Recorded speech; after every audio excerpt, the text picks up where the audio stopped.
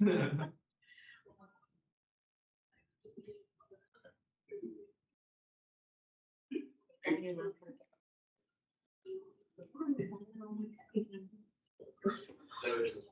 Who you get into. I'm still. a lot of our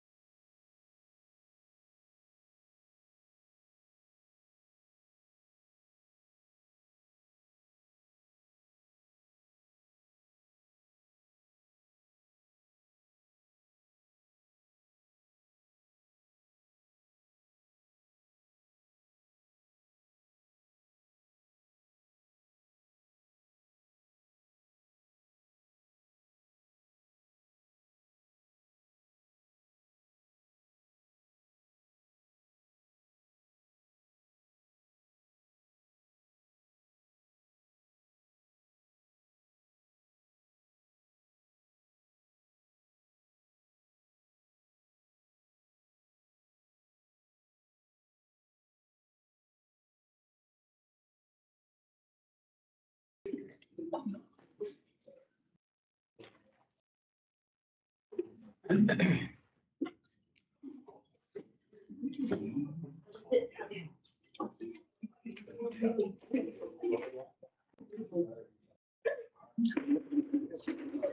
afternoon, everyone. Let's go ahead and call to order January 2026 work session number 2 for January 29th, 2026. Councilman Gray will be here shortly. We'll go ahead and move now to the region, which I said. With allegiance to the flag of the United States of America and to the republic for which it stands, one nation, under God, indivisible, with liberty and justice for all. I do want to thank staff for being here and all their research and everything that we're covering today. Also, what I love our guests for basically being here. I'll turn it over now to Mr. Bosberg. All right, thank you, Mayor. Good afternoon, Mayor and Council. Appreciate you being here. Once again, we gathered for some work session on data centers and some other public safety items. And the other thing we're getting in maybe I don't know if I like this trend, but we'd like to start with the weather update. So I've got Taylor, our emergency management coordinator. He's going to tell you what's going on, what the town's doing in preparation, and what we're looking at.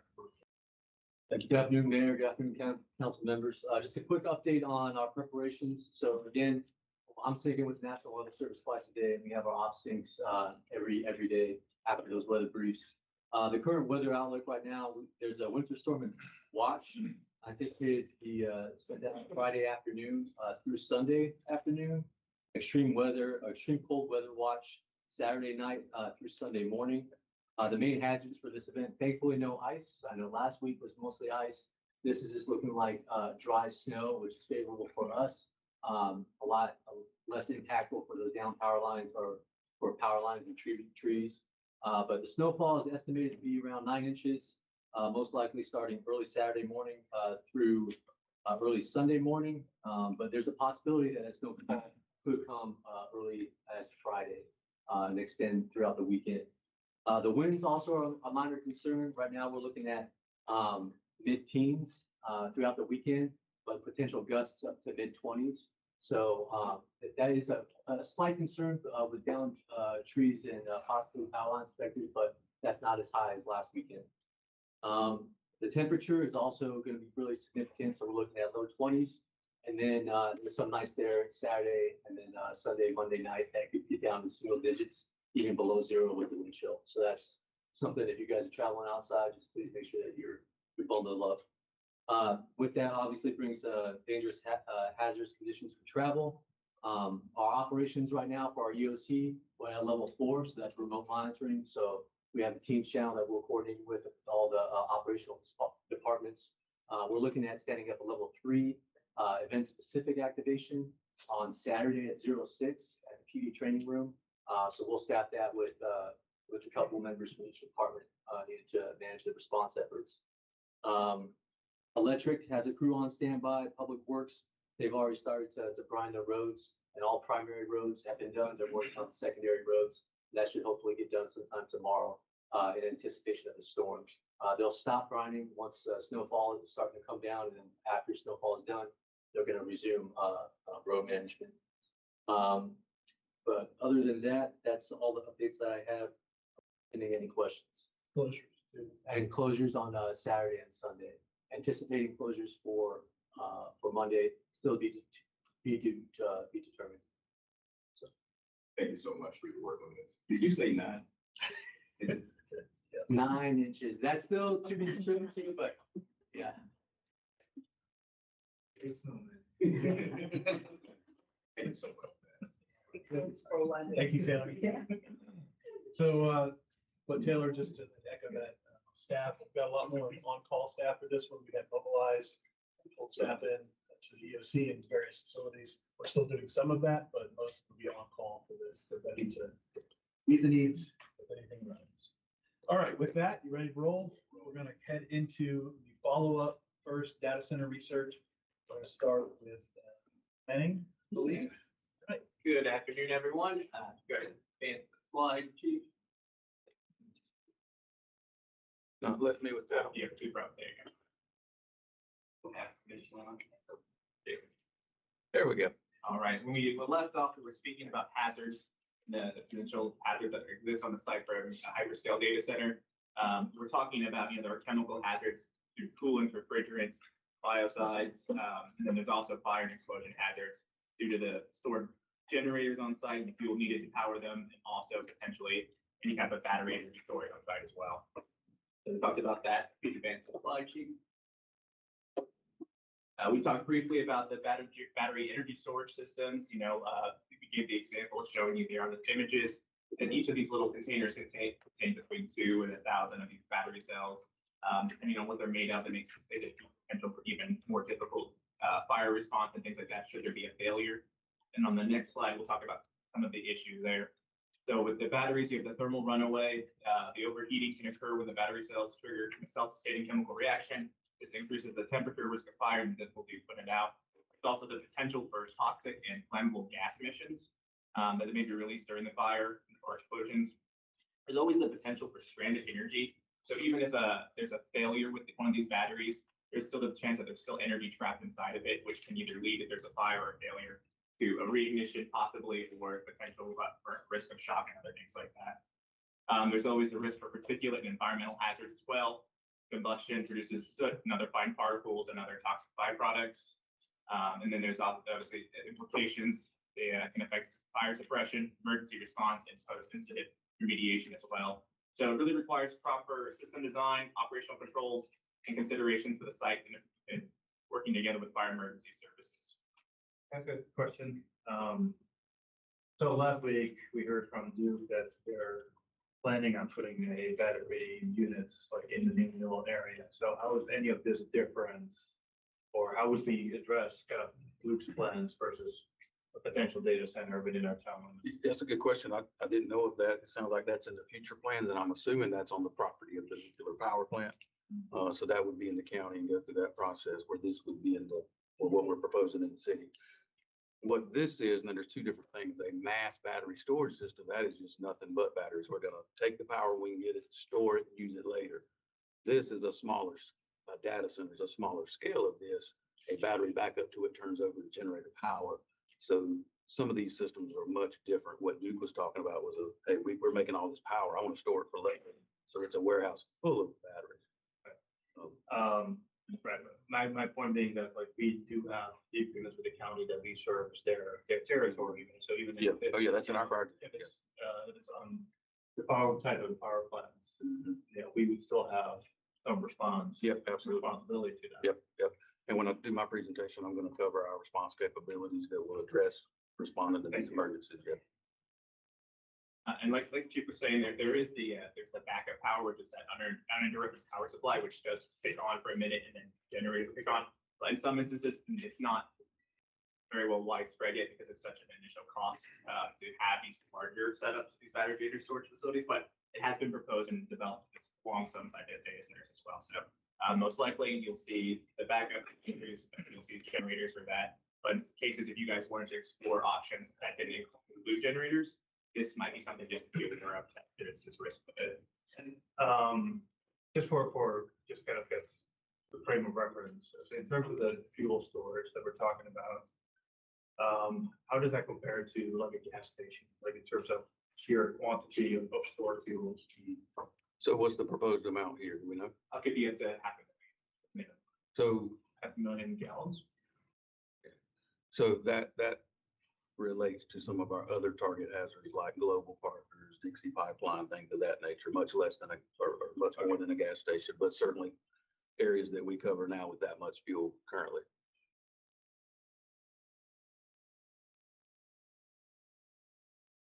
Bruce, thank you. I was gonna ask you quickly. We may not have the answer today, but one of those follow-ups, which would be how other municipalities are addressing this just in anticipation, and especially with potential concerns about strain on the workforce in terms of how many officers or firefighters you have on shift in a particular location available. So do we have any information on that? I can give you information that a lot of jurisdictions have looked at, either in their wording, strongly encouraging or requiring some type of on-site generation. So if they did require solar, there would be an additional battery backup or something like that on the site to store that energy for later use. I would imagine that other jurisdictions, I don't have a reference for you right now, I can try and find one, but this could tie into an impact where there needs to be some type of emergency service to serve potential hazard or emergency on site. So maybe that's a new truck, or that's maybe helping build a new fire station nearby or something like that to serve it as well. Okay, the reason I asked that is because I just read a story today, actually, in a local New Orleans paper, where the city council passed a one-year moratorium on data centers, specifically because of the concerns and the known unknowns, if you will. And so I was just wondering if you could have staff just do a brief scan on what municipalities are doing when it comes to the economic development, or I'm sorry, when it comes to the economic strain on the municipality. Specifically in emergency response, or just additional employees, like for managing the additions at the wastewater treatment facility in general, or? Right, yes, and what I'm saying is, I mean, we've heard something before, the joke about owning a yacht, right, is that owning a yacht, if you, okay, it's $10 million or whatever, if you get $10 million, I'll buy a yacht, I'll own a yacht. That's just halfway there, because what you've really done is signed up for several $100,000s of fuel to just move the thing around. And so what I'm thinking about is, yes, and I'll submit to the record here in a moment, a news story in the heat map. It's called What Happens After a Battery Fire. And it's about a facility that's still closed in California and has significant concerns about not only the air quality, but the soil impacts far outside of the initial anticipated radius. So I'll submit that. Good. All right. So I've got the next three slides, and I may hit on some of that, Councilmember Reese, what you talked about as it pertains to fire service a little bit. Yes, sir. Mayor, Council, thank you all for letting us have this time to speak. I want to address three areas that we believe will provide additional information related to these concerns that we've heard related to the possible data center. Those are our fire department's capabilities. Number two, information related to data centers and fires. And then finally, we'll cover related policy considerations and mitigation measures that we feel are important. So first, I want to talk about response capabilities. So for this section, I want to clarify the Apex Fire Department's capabilities, and I think this will be a good review for some of the council members, certainly the new ones, and any public here today and listening online, to talk about our current capabilities and also what's planned. I have heard and read a lot of misinformation related to this topic, so I think it's good that we cover this. So our response capability is a multi-layer approach, which is common in the fire service. We do have one extra layer that I'm going to speak of, but the first layer of approach is your fire department, the Apex Fire Department. And just to go over that briefly from a high-level view, we have 121 highly trained and certified fire service professionals that we stand ready to respond 24/7, 365. Each day we staff 8 fire trucks. They're staffed along with 2 battalion chiefs on duty, and these are located obviously throughout our fire district to provide emergency response coverage. That's 36 personnel per day assigned to those 8 companies and 2 battalion chiefs. Out of those 8 staff fire trucks, 2 of them are ladder trucks, and they both reach 100 feet in length. A recent fire station study, which most of you are well aware of, did identify some service delivery gaps on the western side of Apex, and that's related to both resources and response times. Plans are in motion to address these gaps with an additional fire station that will house 2 additional fire trucks, 1 additional engine, and also 1 additional ladder truck. These identified gaps of service is a concern. However, to be clear, that concern is not just about a data center. It's about everything that's there, residential homes, what's to come, and the gaps that we see today. I would like to acknowledge that you, as this council and this staff, have supported this station. It is in motion. At my next presentation here in a moment, we'll get an update about where we're at with that. It is in the current CIP plan with a projected construction date FY30. Our second layer of response is very unique, and this is where some of you may not be 100% aware of. In 2019, the town of Cary, Apex, and Morrisville, we entered into a special agreement to improve fire protection within all three towns. We created what's called the CAM Fire Response District. Since 2019, all three fire departments respond as one single agency. We're dispatched by the same center. We have the exact same response plan. So if you call 911 in Cary and report a fire, you're going to get the exact same plan in Cary, Morrisville, or Apex. We operate under the same operational guidelines, and we train multiple times a year. So we are truly one metro department, which is 18 stations that operates 15 engine companies, 8 ladder companies, 5 heavy rescues, and 5 battalion chiefs every day with an assigned 117 personnel. So that's a special, unique layer. There's no other agreement like that in the state of North Carolina. There's several within the country, but we're the only ones that have that special arrangement in North Carolina. And it's been working fairly well since 2019. Our third layer of approach, and this is very common in the fire service, is mutual aid agreements. We have signed contracts with 20 different fire departments, 18 in Wake County and 2 in Chatham, that will come and provide aid to us. And we'll get into why we have that and what that looks like for things that may happen at target hazards, such as a data center. But again, so we have those mutual aid contracts in place. And then lastly, the town of Apex contracts with the city of Raleigh's hazmat technical response team. They provide us service and capabilities that are outside of the scope of Apex Fire Department. And they do this for every municipality in Wake County. So that's our approach when it comes to our staffing, not only staffing, but our response model. And I just want to clear that up. The next thing I want to go into is data centers related to fire protection. So we have conducted research related to fire protection and response needs to these types of facilities. This included researching trusted fire service industry publications. That information's in that staff report that we gave. It also included reaching out to over a dozen fire service experts. We spoke with multiple fire departments across the country that have data centers, to include ones that have had fires.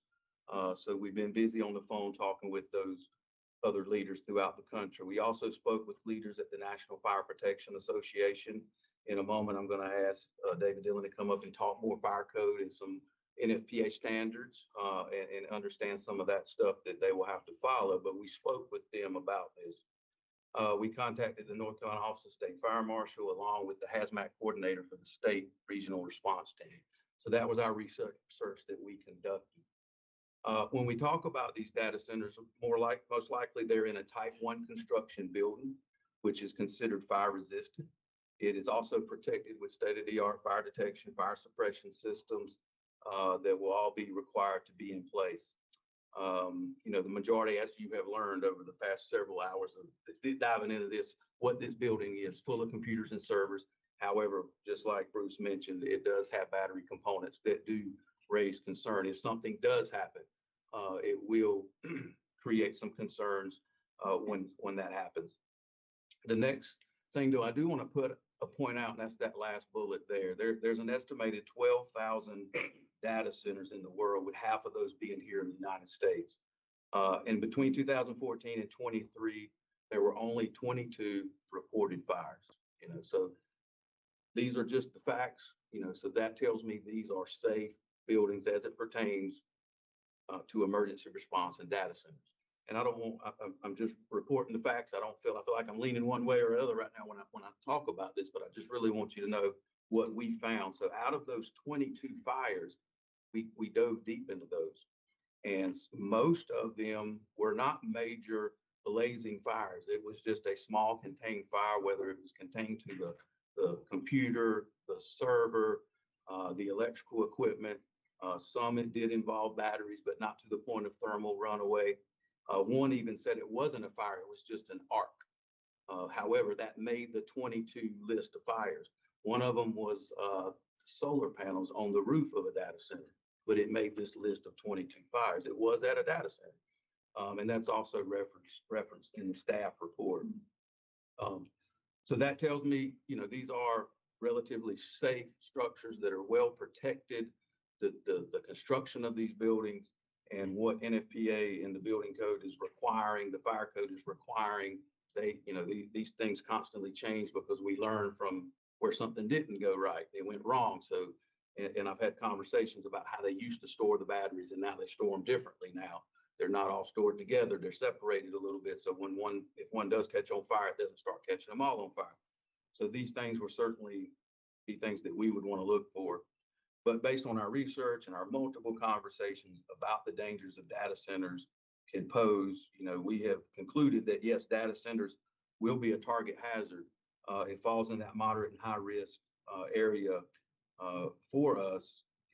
But there is also a very low probability of a major incident occurring. And I say that so we go back to our response capabilities, Apex, CAM, our mutual aid partners, right? So what can we handle as Apex? But if something does happen, we become one of those 22 fires, I want to assure you that we have the capabilities throughout our partners throughout this county to address that. But still clearly in that area, and this conversation is supposed to be about data centers only in general, not locations, not specifics, but we all know the proposed area of this and where it's at, right? And it's already been identified that there's a service gap level there, and it's in motion to address that. I have a question. Yes, ma'am. Okay. Okay. Are we at full capacity just in case, we that's 1% Right. 1%. happening, because the lithium ion battery fire is very different from the normal fire, right? Right. It's self-heating chemical reaction Yep. and does not need oxygen to burn. Also, water may help, but cannot put them up. Okay. They can also reignite hours or days later. So especially this data center is so close to the residential area. So are we fully prepared for this kind of disaster, just in case that 1% happens? Yep. So yes and no. Are we prepared? And I spoke earlier, we have multiple target hazards in our fire district, and I really don't want to point them out and talk about them in this setting and name them, but we have a lot of target hazards, and those are in the middle of town. So we are absolutely capable to respond to those. And I will call one out. We respond to the Sharon Harris nuclear plant. And the question is time. So where we see the possibility of where this one's going, it's going to take some time. However, if it lives there on the very edge of the district, of the edge of the county, we'll never concentrate that many resources on that side just for that one particular thing. The data center is not what would keep me up at night. Let me say that. The data center, according to the research and statistics, is going to be safe. What keeps me up at night is the residential homes that are not protected, that are wood frame, and they're burning very fast, and people are living in them, and we build them 6 feet apart from each other, right? So that's why you guys have supported the next station out on the western side, and you understand the need for that gap. You understand the need to get that effective response force there quickly, so we can start those critical tasks, because it matters how fast you can get those tasks done. So, did that answer? Thank you.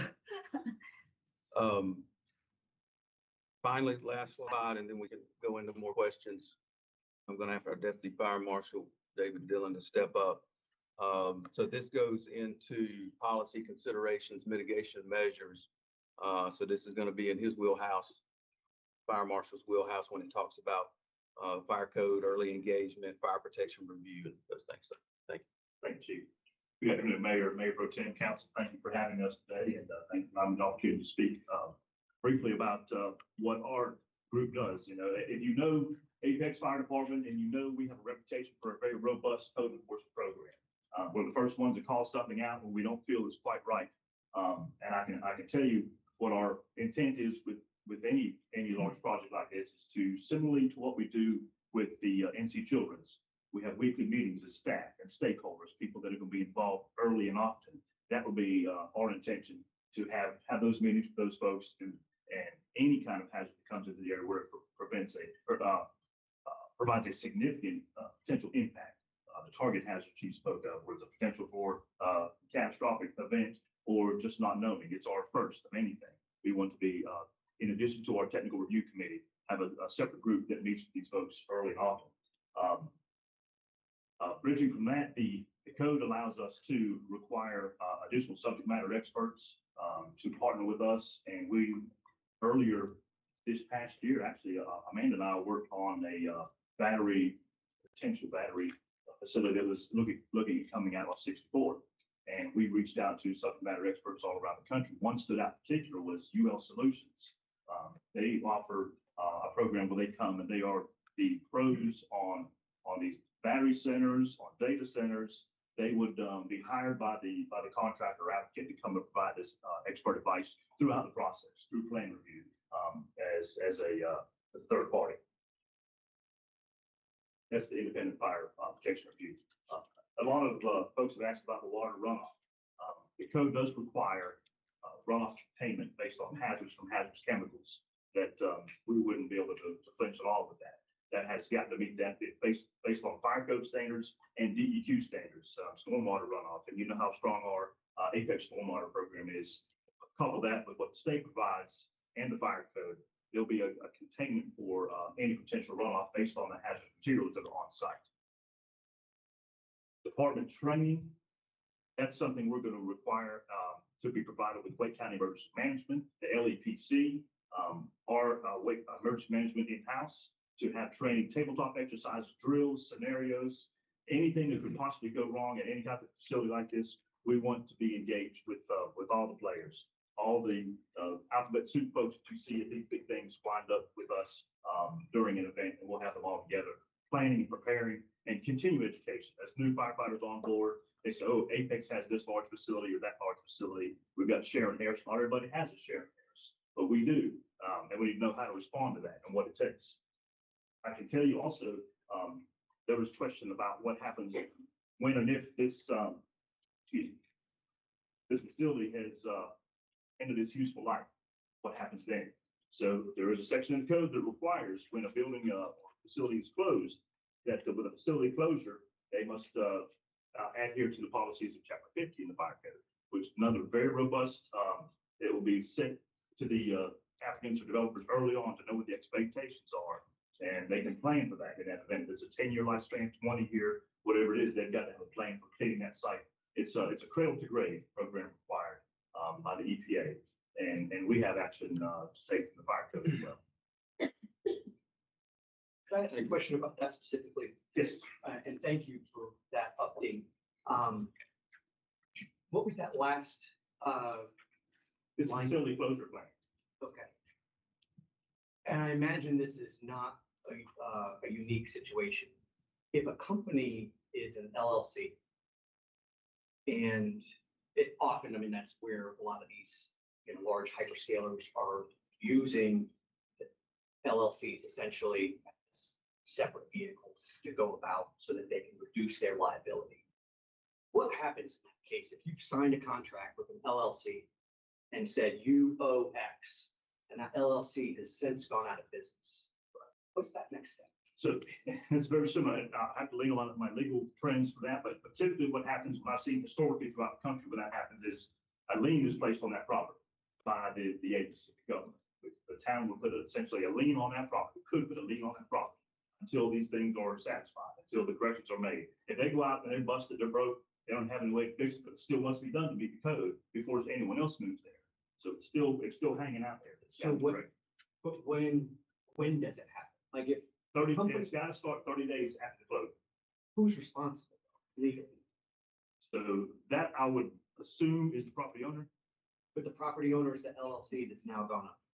And they've gone back and they filed bankruptcy, the land is being foreclosed. What's that next step? Good question. Yeah, it's Okay, beyond that's fire code. So that's a definitive unknown, where we have little opportunity to ensure that that's reconciled. And so essentially, it's my understanding as a layperson, not as an attorney, that just for folks who might be at home, that would then sit there. It might sit there weeks, months, years. It might sit there a decade. I've seen land that's been foreclosed on sits for a very long time. And no one is responsible in that period of time. for that exact reason. And so it's just curious to me why with these hyperscalers, go ahead. I just wanted to bring up that's a very valid point. That's something we're exploring. And as I think I mentioned maybe previously at the last meeting, but it was 3 hours. I don't expect you to remember everything.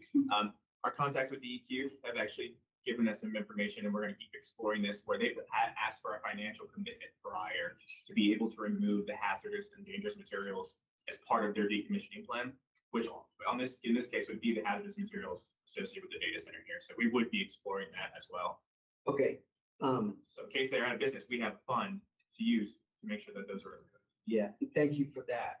I guess I can just get nervous when I hear we'll look into it, we'll explore it, we're going to study it, and then next thing we know, we've got something in front of us. That's not on you. I was just saying for all of us considering this group project. Seems to be. It would be part of the zoning condition, so it would not be Excellent. after, it would be prior to this.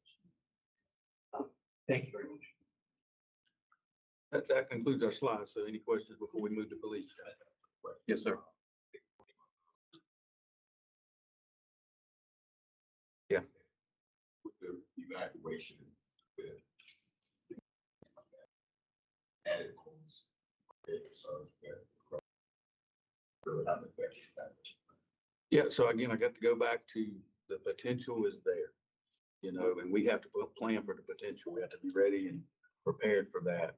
Can't answer will it ever happen, but we got to be ready. Hopefully the things we've put in place with our partners, even all the way down to Raleigh Hazmat, in that contract that we have with them annually, that still doesn't, the plan's in place to evacuate, to mitigate, to deal with it. And this fire department can certainly do that, but that's not gonna negate those folks having to leave and what it's gonna do to the environment. Yeah. Very good question. Quick question about the, for code enforcement, third party, third-party interaction. So how common is that within the industry? And do we, and I guess this would be a question between you and Diane, do we have the ability to make that sort of third-party interaction required when it comes to, I mean, can we place that as stringent requirement that you have to go to like UL or whoever is designated as an appropriate third party? And that'll be approved by the local authority having jurisdiction. Who the approved person would be, and we would suggest at this point, unless someone else came forward, UL Solutions provide that service. And it would be a requirement from us with the code to get us some language to allow us to require that. That happens daily in Apex. Third-party inspectors are throughout town all the time, looking at all these facilities, seeking passes. But we can, for third-party inspectors, we can be, we've got the ability to be able to say, you've got to get it from X, not allow them to make this selection. I think it would be an approved, it would say from an approved source, and that would be our approved source. It's not an uncommon ask. I mean, back when, cell towers were first coming out and planning departments didn't have the expertise or knowledge and know how to, review the plans, whatever. There was often the case in all over the country to have third-party independent, reviewers to make sure that all the standards are being met. And similarly, there could be elements of the use standards or zoning conditions to require third-party review of certain aspects of the development. I'm glad you brought up the cell tower, because that's just what I was thinking about. Back when that was getting started, third-party review was, the field was fairly narrow. I mean, we're talking 1 to 2 kind of groups in the space that were doing it, and they tended to be kind of pricey. Because And it was mainly for fall studies. Right. So it sounds like we have, at least statutorily, the ability to say, yes, we could still require third-party inspection and make our determination as to the approval list of that. That would be key for the early engagement to let them know this is what we're going to be asking for upfront. They could think. Next, I wanted to ask you about some of these NFPA standards that are referenced. The document staff report mentioned a few times, set these standard reports and helpful. NFPA 75, 76, 55, 50. I guess the question I'm going to ask is, have these been updated recently in reference to hyperscale data set? Yep, I'm glad you asked that. Just this past September, they updated the 855. So the 2026 version is out now, and it has a lot more teeth in it as far as planning for the event of emergency, risk analysis, training. So, and it is because it's so quickly changing with these data centers, BESS systems. NBA 75 is now 11 chapters, 5 annexes, and it's got a lot of information here for that, and it's changing, evolving every year. Technical updates. We can enforce these, the newest version, or is there a process that being adopted by some building code council somewhere? No. And as long as our code references these standards, it references the most current standard, unless it specifies a year. And we would use the most current and say, okay, we're going to review it under this standard because it fits the use. Thank you so much. Thank you. Question for the chief on the previous slide. And thank you again for your hard work digging in on this. Along the theme of known unknowns. We're talking about there's an estimated 12,000 data centers in the world, 5,500 in the US. There's only been a few of these new next generation data centers ever built. How applicable are, so I guess I'm looking at, like, if you've got 11,000 of those, you have a finite number within that 12,000 data centers, 5,500 in the United States, that are 30 gigawatts. That's 1/10 size of the ones being proposed regularly. In fact, I'm seeing ones in the news, they go much larger. Is there a possibility of revisiting that? Because I find that number perhaps not representative of what we're actually considering. And so I'm wondering if perhaps there's an opportunity. That's not a criticism. I think that's what, it's just this thing is moving so fast, which is why I don't think anybody's saying we just need to say no to everything. But it is a matter of ensuring that we have proper scrutiny.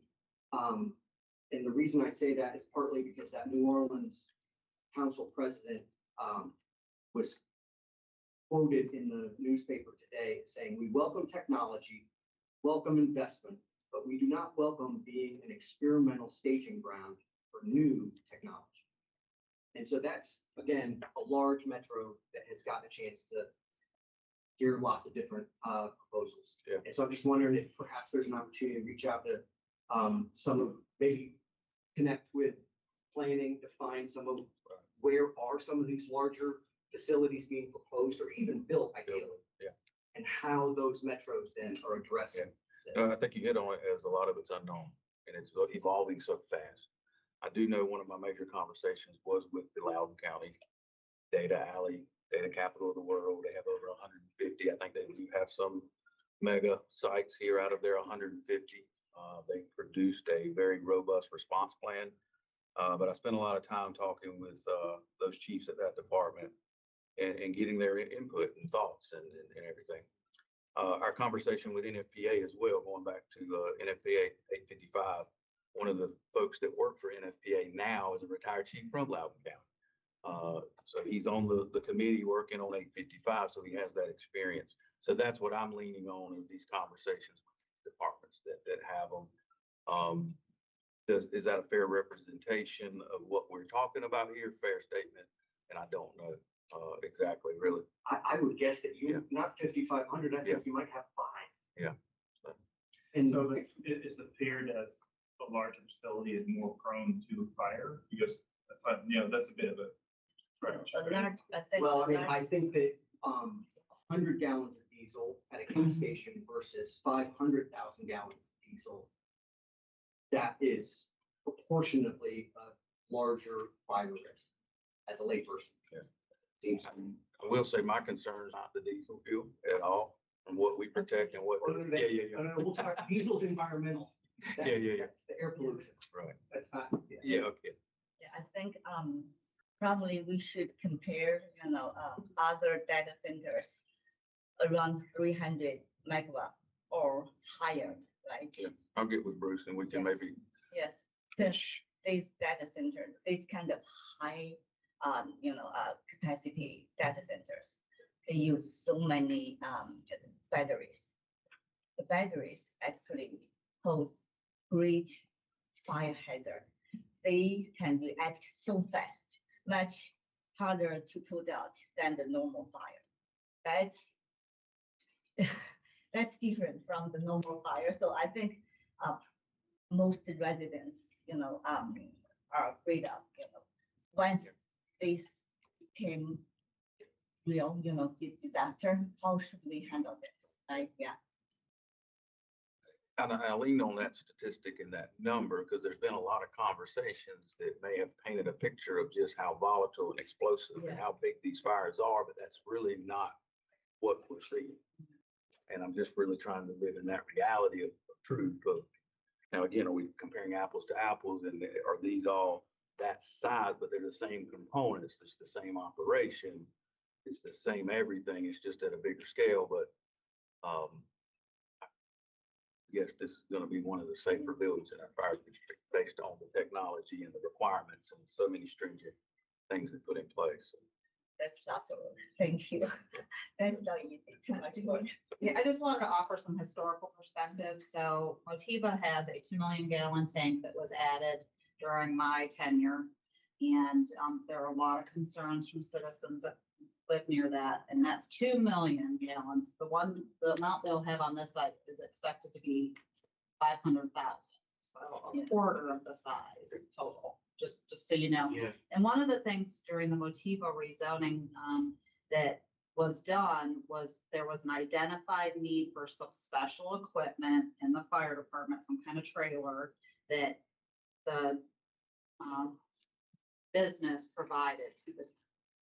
And so I just wanted to offer that there's a precedent for that type of thing. If there's something specialized that we would need, that if that could be identified, that has been done as a subdivision. Excellent. I appreciate that because I know that we're not talking about a specific site. We're trying to figure out how do we deal with the larger picture and these things approach. So appreciate that perspective. Yeah, some of these things right now are 500 watt. I'm sorry. Like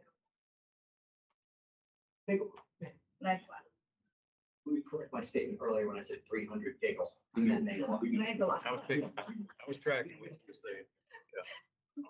Thank you all so much for the discussion. Anything else? No, I just wanted to offer that, and I believe it's in the staff report. It wasn't in the presentation. We talked about that because I specifically asked to know how large that tank was because I know that was a concern in the past and that we had ways to address it. Thank you. Steve? Yeah, thank you, Mr. Mayor, members of council, for giving me a few minutes. I'll keep it relatively brief and kind of rely on the content that's already in your staff report and then instead take questions that might have stemmed from that. Our involvement and concerns are far less technical than what you're hearing from most of these other bodies. But nonetheless, I'll say that after listening to the fire presentation, what we're talking about and struggling with to a large degree is what we would term to be low frequency things. And those are always a struggle for municipalities and emergency planners to prepare for because we know that they're not likely, but we also know that we do not have the luxury of not being prepared for them. Because if they do happen, however unlikely, we will be called on the carpet for how we responded or did not respond and how prepared or unprepared we were. And so you'll see that characterized through some of the things I'll bring up here involving the police concerns and the possibility of a large data center going in. A couple that I want to touch on initially that maybe don't occur to us, but that are the early concerns are the idea of First Amendment activity and demonstrations surrounding the very concept. We have seen already this to be a highly contested issue in our community. And it is the police and solely the police who hold the responsibility for protecting those who wish to voice those concerns, sometimes in ways that require us to protect them and protect the community. And this is not something we have a tremendous amount of experience dealing with in a community like Apex, but would need to be prepared for the possibility of much sooner than when this place is built and done. We're talking about those consequences, even as soon as we're holding meetings to consider them. These are things that police, as you've seen, we've had a much larger presence at these meetings. Already there are some sort of considerations along those lines. I would argue that those are even heightened compared to Councilmember Reese's comments. Compared to prior data centers, the added conflict that comes with the idea that these things are feeding AI, which is a whole other societal question that we are really struggling with right now, means you can probably expect the demonstrations and the discontent surrounding them to be heightened from what we've seen before. This is something, again, that we have to be prepared for. Also concerned about the increased security checks that are required in the event that this is designated as critical infrastructure, which frequently this type of a facility would be considered critical infrastructure from a public safety standpoint. It's going to make the list of high probability targets for things like terrorism. And even though, again, low probability, high impact, the police department has to be prepared for that. We've got to liaise with all of our federal partners and do risk assessments and have response assessments and plans in place for those things to happen. And so all things that we will have to take on in addition to the existing workload. As this slide talks about, emergency access and operational independence is important. These types of facilities, I can tell you coming from Silicon Valley, that these companies are very protective of data. They possess intellectual property that they feel is worth my lifetime many times over. And so getting access for emergency responders on the regular has traditionally been very difficult. I can tell you that on the day of the active shooter event at YouTube's international headquarters, my last jurisdiction, we had no access. We had a SWAT operator outside of a steel gate with an active shooter shooting people on the other side of that gate and no way for that officer to get on the other side of the gate and engage that shooter. Now, at the command post within hours of the event, we had access to that building. As you know, necessity can be the mother of invention, but I can tell you that it will not be as easy as telling these groups, hey, we need full unadulterated access to your building. There will be a lot of pushback there and a lot of back and forth. We'll need to liaise obviously with planning to ensure that these are requirements of any group we talk to. Additionally, community concerns and increased calls for service. There's no question that the police department is the first line if you call to complain about anything. So if you're calling to complain about anything as simple as the noise that is being made at this facility, all the way up to a suspicious car that's parked out in front of it at 2 o'clock in the morning, these are additional calls for service that your police department has to respond to. And you'll see in my subsequent presentation, we'll talk about staffing and some of the challenges of the police department. Just have to acknowledge that anything new like this coming in increases the workload, and we're already pretty well strapped. Again, there are a number of things that maybe we don't think of as being directly associated with the data center itself, but which are likely to increase calls for service. Traffic and construction impacts, I think fairly obvious here. Most of this will be during the construction periods, and I understand that that's not unique to a data center, but some construction project of this size and some of the materials going in there will require a lot of work from the police department as well. This is the one that I'm particularly concerned about, because to a certain degree that the mayor mentioned the EQ incident, which is well before my tenure here. But the reality is that incidents like that put the town on notice about our shortcomings in terms of our ability to respond appropriately. And while fire is really generally quite well prepared for these types of incidents and has the right equipment, police are not. We're not. If you look at the EQ fire, I was just told today we had cops running around with gas masks, which A, won't work in that environment, and B, didn't have canisters for the gas mask. They're literally wearing a gas mask with a big hole in the front of it. And we're not much better off today for this type of facility, and we will not be responding. The fire department's going to be hard at work putting out that fire. But who do you think's handling evacuations? Who do you think still needs to be in the hot zone, dealing with those types of issues? And we're not equipped for that. So we will definitely need to not only think about equipment needs and putting those burdens and costs on whatever developer comes to the table here, but also about training for folks to use those pieces of equipment and know how to respond with them. Alarm response and false alarms and checking around the country where these data centers are at. They do a great deal of work to maintain security in their own right, but that generally involves alarms, and we are the responding party for alarms. So we can expect a lot of alarm calls at a facility like this, the majority of which will be false. And probably the smallest thing we should consider doing if we're going to move in this direction is having a pretty ironclad false alarm schedule of fines where we are holding these groups accountable if we're having to go out repeatedly night after night for calls to have them fix the false alarm problems. But other jurisdictions have reported this being a significant issue. After hours activity and contractor presence, this is just any 24-hour type of facility that's operating around the clock, means that we can expect that we're going to have to respond out just because people are a little bit more sensitive to things that happen when it's dark outside. So even if we've got deliveries occurring or construction crews there, I can guarantee it's going to result in calls to the police department.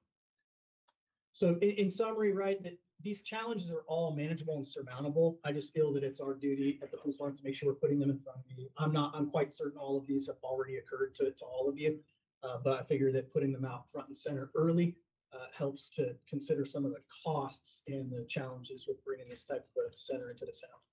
And I'm happy to take any questions if there are.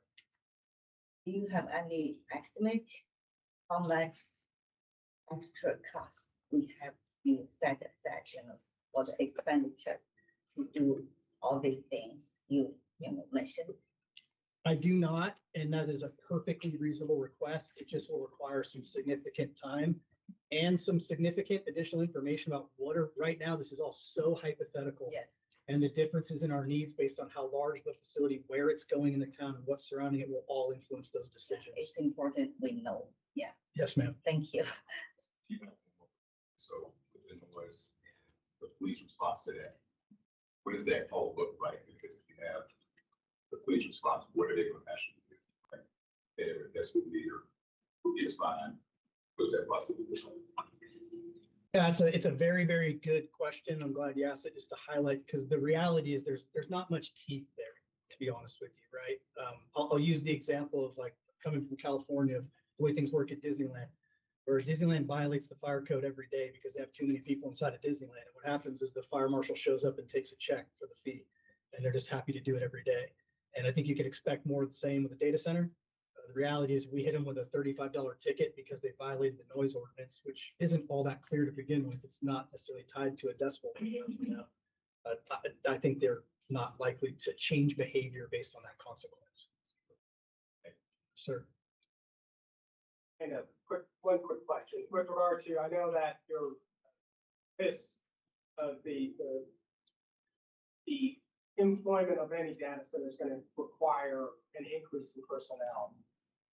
Do you have a sense as to the specialized equipment that you're probably going to need to get along with that, irrespective of size and operation of the type of data center? Is there kind of a ballpark that we're looking at in terms of equipment costs? And you don't have to spout out that number now. I think it's something that's going to be important when we start looking at our, as we continue our CIP and our budget discussions, being able to basically say, we have X amount now. If there is, we have data centers that are present, here's what we know we're getting in terms of additional equipment. Not simply just, rolling stock and stuff like that, but specialized equipment that may be necessary as well. Yes, sir. And there are some models we can use to help assess what those costs are. Like we don't, the county even at this point doesn't have a TCAT set up, right? Which would be like a tactical team that is equipped to respond during a major hazardous materials or a chemical attack emergency. And so we could use that as modeling to say, if we need first responders to be able to go into a harmful scenario and still be able to use all of this other Batman equipment we're carrying every day, what is required. So there are some models we can use to forecast out the costs. So much. Thank you, sir.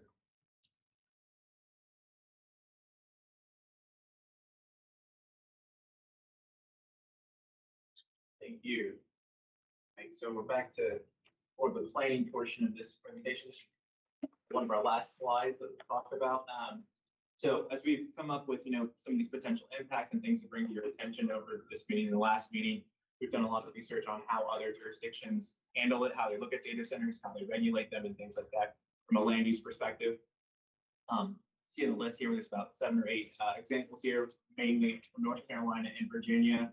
These were selected, one, it's always easier when you're looking for examples in North Carolina because you're looking for things that have stood up against case law and other things like that that have been in practice and that have been tested. So we looked at those. Edgecombe is the newest example here that was just approved in November 2025 and was included in part of your staff report as well. And then many of these ones in Virginia are all associated with the data center alley in Virginia, which is the, we've all mentioned, data center capital of the world, in the US as well. And the reason these were selected was because there's so much development there and so much changing in the technology in the industry as well, that they're one of the few areas that have had to really adapt on the fly. At first, they handle it, other jurisdictions around the country still handle it the way they did 10 years ago, where it's just an office use that has an accessory data center on it, and they really don't regulate it much beyond that itself. Where now, given the massive amounts of development they've had in data center alley in Virginia, they're having to deal with some of these bigger issues. So they're all looking at noise, they're all looking at design standards, they're all looking at screening, they're all looking at distance away from sensitive users and things like that as well. So that's why these were selected. Part of the report in the document, staff did look at other jurisdictions across the country as well. And I've already anticipated some of your questions today, and we'll be prepared to offer you some examples of those, probably in a future document or however we want to do that in the future to kind of show you what other places are doing. The intent was just not to provide you saying, Plano, Texas doesn't have much as far as standards go, and have that as a waste of paper or anything like that, when we could talk about places that are actively dealing with the situation and trying to address them as well. You might, Sorry. no, you're fine. Thank you. I appreciate it. Again, we're looking at setbacks. They're increasing the distance away from residential uses to address the sound, the stuff we talked about in the impacts we talked about earlier on.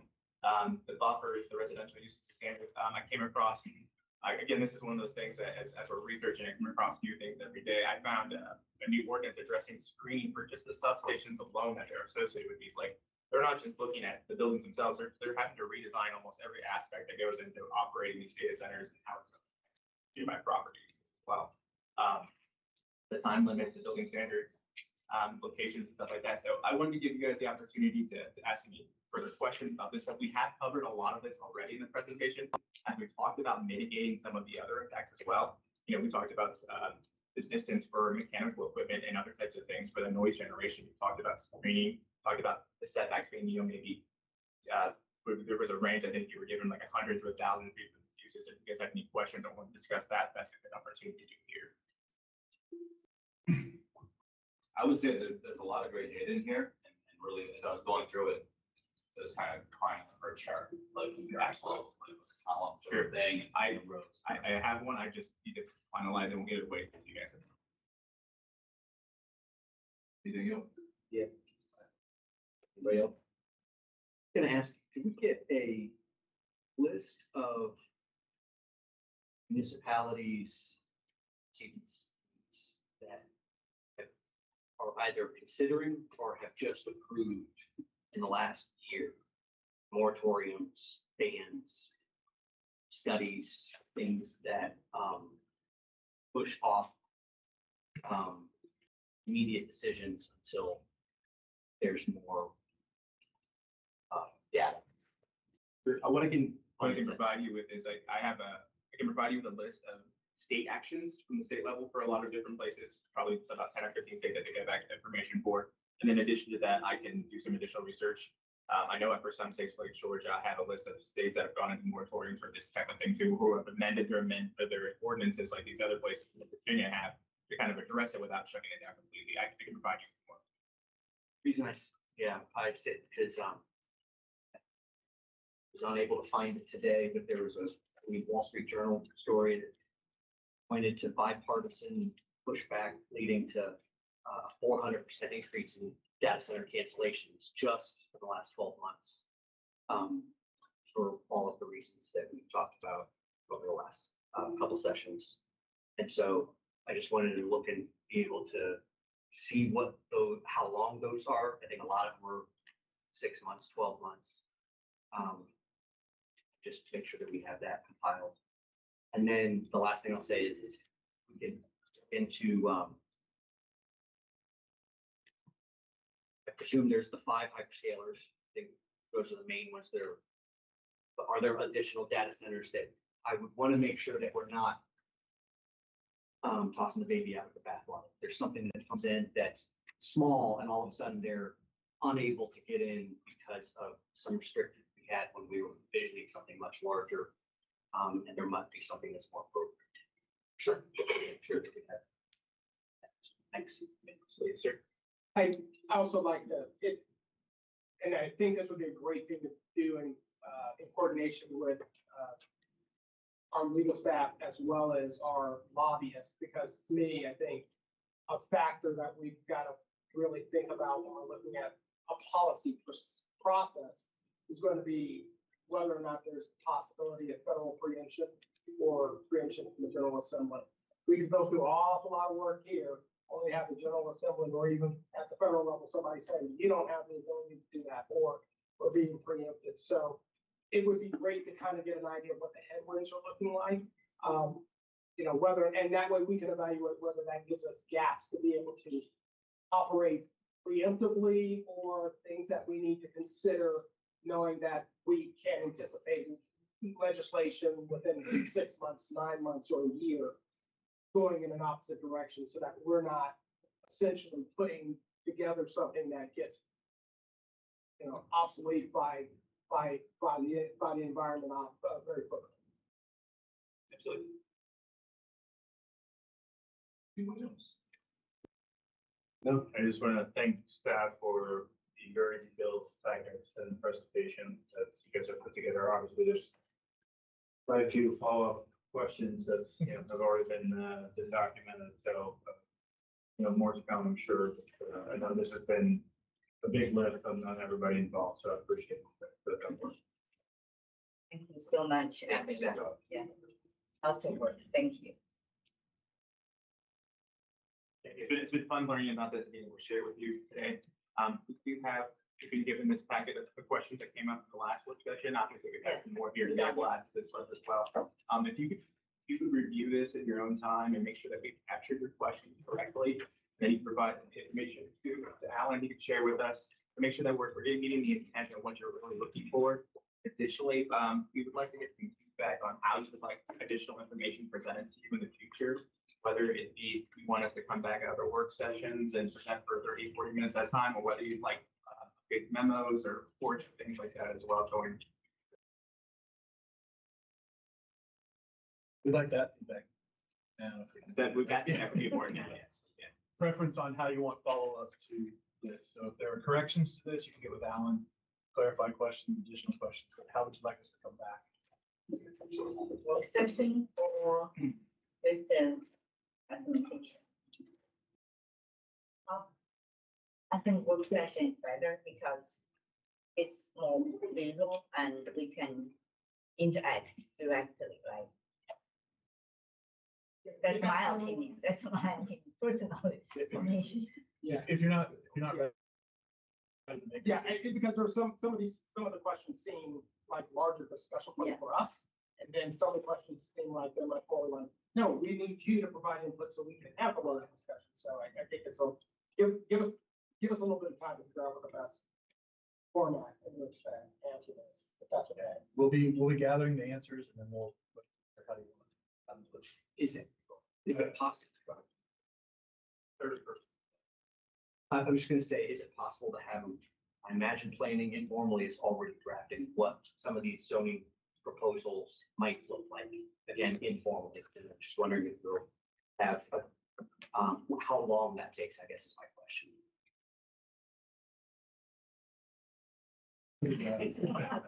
I mean, so I can explain that generally the UDO amendment process, Yeah. we do have a UDO amendment proposed to add this to our ordinance. We've already, we received the applicant's proposal, we provided a long list of edits and a whole bunch of questions.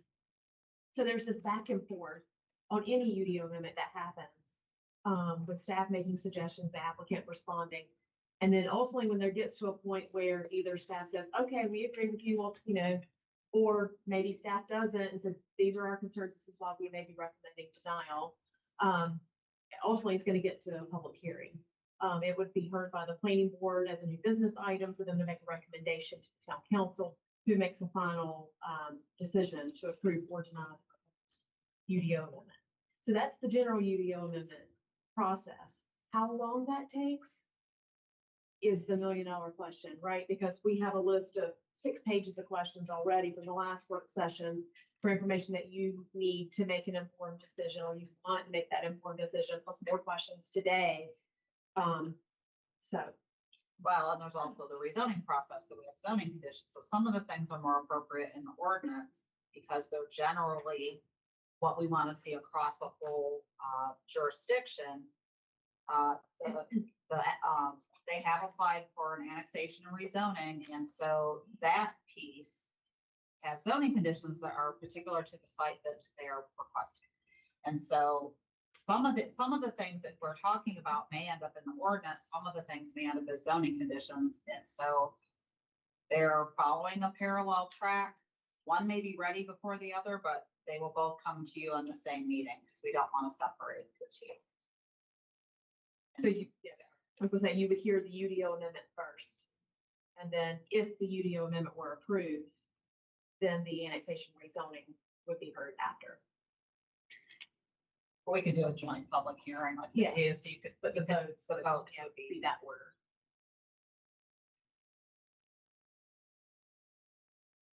Just curious, how much total time posted. Hours. Days. How much? Oh, it's been over 1,000 hours easily, easily. There's no way, I mean, just based on everything that everyone's been doing, it's not just one person, it's been many, many people. I mean, I've really, truly, it's been almost all we've been working on. And it's been a huge lift. Yeah. Everything else too, right? Well, Thank you for putting in the effort. All right. Need a break now or the next? Everybody good? Good roll.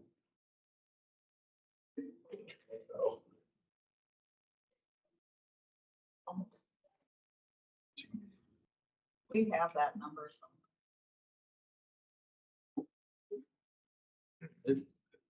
All right, so next up is fire. So, yeah. So we're transitioning from data center Yep. to the normal quarterly public safety Yep, meeting that yep. we had, so fire and. Yeah, so here's the agenda items I want to cover. We're going to talk a little bit about our accreditation process, our current fire academy. I'm going to give you an update, give you a chance to ask questions about Wake County EMS. And then we're going to go through our capital plans, the capital improvement plans to tell you where we are at today. But first, before I do that, I want to give a shout out to the ones hiding in the back, members of my command staff who came in real early to get the back row seat. Thank y'all for being here. They're hiding back there. We should make them come up, Mayor, to the front. What do you think now? They're here to bail me out in case I really screw up, but hopefully I don't need them. So thank y'all for being here. So let's jump into first accreditation, and I'm sure that's a term we all are familiar with. Our police department is currently an accredited agency. And you can see some bullet points there about accreditation and the importance of it and why we would do it. But I want to talk a little bit about the history. I believe in about 2019, the former fire chief, Keith McGee, started this process. And I think we all remember what happened around 2019, 2020, a pandemic. And this kind of came to a stop, if you would, during that process. Once we come out of the pandemic, I think Keith McGee had retirement plans. So he was in a little bit of retirement mode. So it just kind of hung out there and it wasn't being pushed forward. I was hired in September of 22. I come from an accredited agency of Garner, and I served as an accreditation manager, so I certainly know the importance of it. However, this was not something I was going to come in day one ready to do. I had to assess the organization. I certainly believe in the process, but we need to make sure our house was in order first before going down this road, and we had the foundation in place. So after about a year, we put that foundation in place, and one of the key components is Chief Frickson in the back. He's over professional standards. And after we hired him, we hired Samantha Gossard, who's our data and accreditation specialist. She's not with us today. So they are the backbone of this process. However, it does include everyone. But I'm really happy to report this next slide. We are getting really close to achieving this. The goal is it's not if we, Chief Frickson likes to say if we achieve it. No, we will achieve it this year when we stand before the commission in August. So in front of you there, part of this process is many components. We finished our updated strategic plan. It's ready now. We wanted to wait to this work session to tell you about it first, not go through it. We don't have time. But we will be publishing that, posting that. Feel free to share that. It will be on our website, our Facebook. So you'll see that coming out really soon. We're finalizing our community risk assessment, and we have created a standard of coverage. And what that is a document that is from A to Z, what we do, why we do it, what we respond to, what our risk assessment looks like, how we do risk assessments, everything's covered in that. The next component is a self-assessment manual. What that is about 256 questions. And it's not yes or no answers. It's a page per question of how are you addressing this? How is it working? And what are you going to do to make it better? Even though if you think it's the best, it's always room for improvement. So we lost our slide. We're coming back. So that's going on now. The big part of this process is it's a peer review process. So in the spring of this year, we'll be sent 4 to 5 peer reviewers from other agencies across this country who will come to Apex for a week and dive into our documents, ask questions, conduct interviews, and tour our town. And they will recommend us for accreditation status or not to go before the commission. If they do recommend, when they do recommend us, we will go before the commission August of 2026. So we'll keep you, just wanted to inform you of that. We're well on our way. Question over here. Yes, sir. They're gonna talk. Chief Rickman, is that typically, baby? For those, because you guys schedule for interviews, because they are, sort of- one person will be assigned to what covers our governing will. So we will definitely be speaking to plenty of people, trying to see who it is. But they would love to hear from council. Yeah, they absolutely love to hear from council members. And we do have a kickoff meeting when they fly in. We do what's called a windshield tour of our town. And then that next morning, we kick it off with an opening session, and we'll invite you to that opening session, and I'll work with Alan on that. Yep. Yes, sir. All right, any other questions on accreditation? I will say there's only 334 last time I checked in the country, or in the world, excuse me. Next here, I want to, Alan, I'm not worried. Technical difficulties.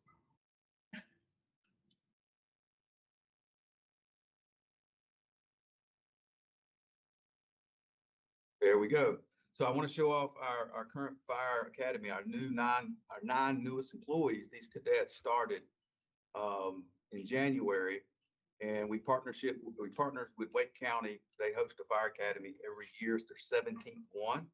Again, they started January the 12th. These are the 6 overhires that you approved, but also we had 3 other vacancies at the same time. It worked out great. We had so many great candidates. We were happy to choose 3 more to put in this academy. The Wake County Fire Academy, if you don't know, is at the Sharon Harris Nuclear Plant. So it's in our fire district. So we spend a lot of time down there assisting with the academy. So we're kind of integrated in it. Couple cool things to point out. I won't go through all of them, but one of the ladies to the far right, she was a graduate of our Camp Ignite program. So that was a success where we introduced the fire service to females. And then the young lady in the middle there, she's a graduate from Apex High, was a track star here. So she's local, lives here, grew up here, and we always love to hire local folks from Apex. So, yep. Yep, yes, ma'am. And then one gentleman, Junior there, he came from Parks and Rec. I just saw him. So you may have seen him before, but he transitioned from Parks and Rec. They look ready, Chief. They are, yeah. I will bring back a picture after the academy. Yeah.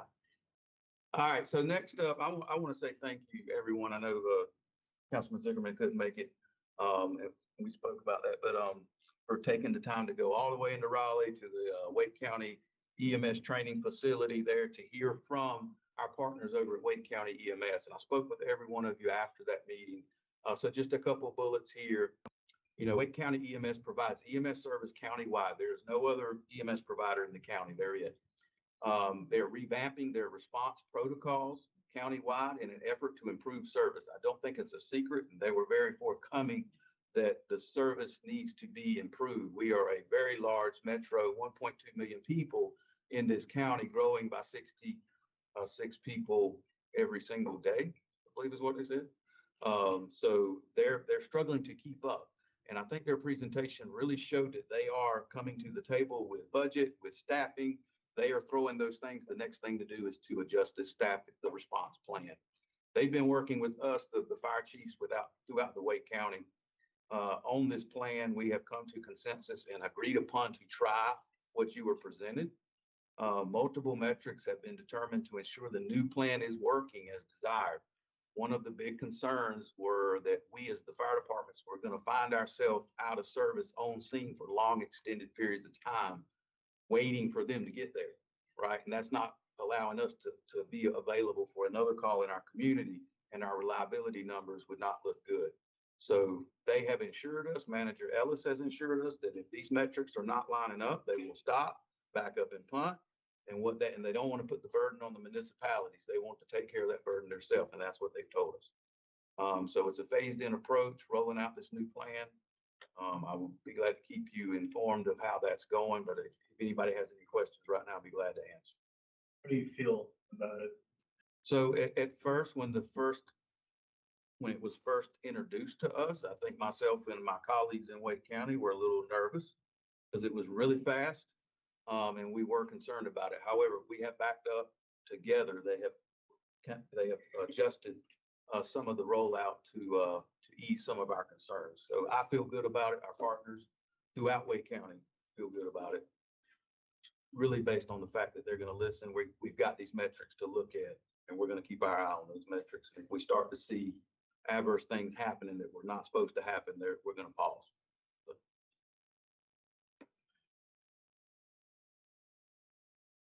All right. Capital improvement plan. So we've got several things in the works. I think every work session that I've been a part of, we've talked about this. So I just want to bring you up to speed. I know you're well aware of some of these projects, but this is going to be good to talk about as we go into the council retreat here in a couple of weeks. The first one I want to talk about is the Station 1 plan. And I was approached the other day saying, hey, I didn't see this in the CIP. Why am I not seeing this in the CIP? Well, the goal is you'll never see it in the CIP because it's going to get funded through a public-private partnership. Speaking with budget, though, there may be costs down the road for some interior, I'll call them decorations, but interior things that may be in the budget. But when it comes to the building and the design of the building and this build out, we're hoping not to pay any money at all. Economic Development sent out a feasibility RFQ in July. We did not receive favorable applications. So the RFQ was revised. It is out right now as we speak. It will be out for, I think, 60 days. I was talking to actually Joanna was here. She stepped out. She's already been getting a lot of questions about it. So hopefully we'll get some favorable applicants to give us that feasibility study. When you say that the RFQ was revised, in what ways did it differ from the initial vision that we talked about years ago? Yep. So it was revised because I believe some people read it thinking a fire station was going back there. It was, even though to the folks that reviewed it, it was clear to us, we made it more clear. So some of the applicants misunderstood what we were looking. So we just revised the language to make sure what they're providing us as deliverables are clear to what we want to see. Okay. So your vision for the site is still consistent with yes, sir. The specification you got? Yes, sir. Yep, absolutely. Our vision is that the fire educational space will be on that first level, half the size of that building, roughly 3,000 to 4,000 square feet. The rest of it's fair game to what that feasibility study is going to tell us it needs to be. Next up, Apex Station 2. We had spoke about this in our partnership with Wake County EMS. We presented a plan to co-locate with them. They own the property adjacent to this, and we were going to work together to build this. And that proposed plan was in the 2028, 2030 timeframe, and that was Wake County EMS's timeframe. EMS is under the direction of a new director right now and is changing their deployment model. It is not off the table, but right now they put a pause on this. So we have pushed it in our CIP to 2032. But I will say it may be, they may choose not to partner with us, and we would be on our own to do this remodel, rebuild. They're willing to sell us the land beside it if they choose not to do that, if we need it. But again, they're under new direction and a new response model. Do you have a direction as to where you think this is going to go? I don't. So I know they had several agreements or conversations with other municipalities, and this has kind of upset some of the apple carts of, hey, you were going to partner with us. We were hoping to get those funds. So there's conversations about let's pause, let's see what we're doing.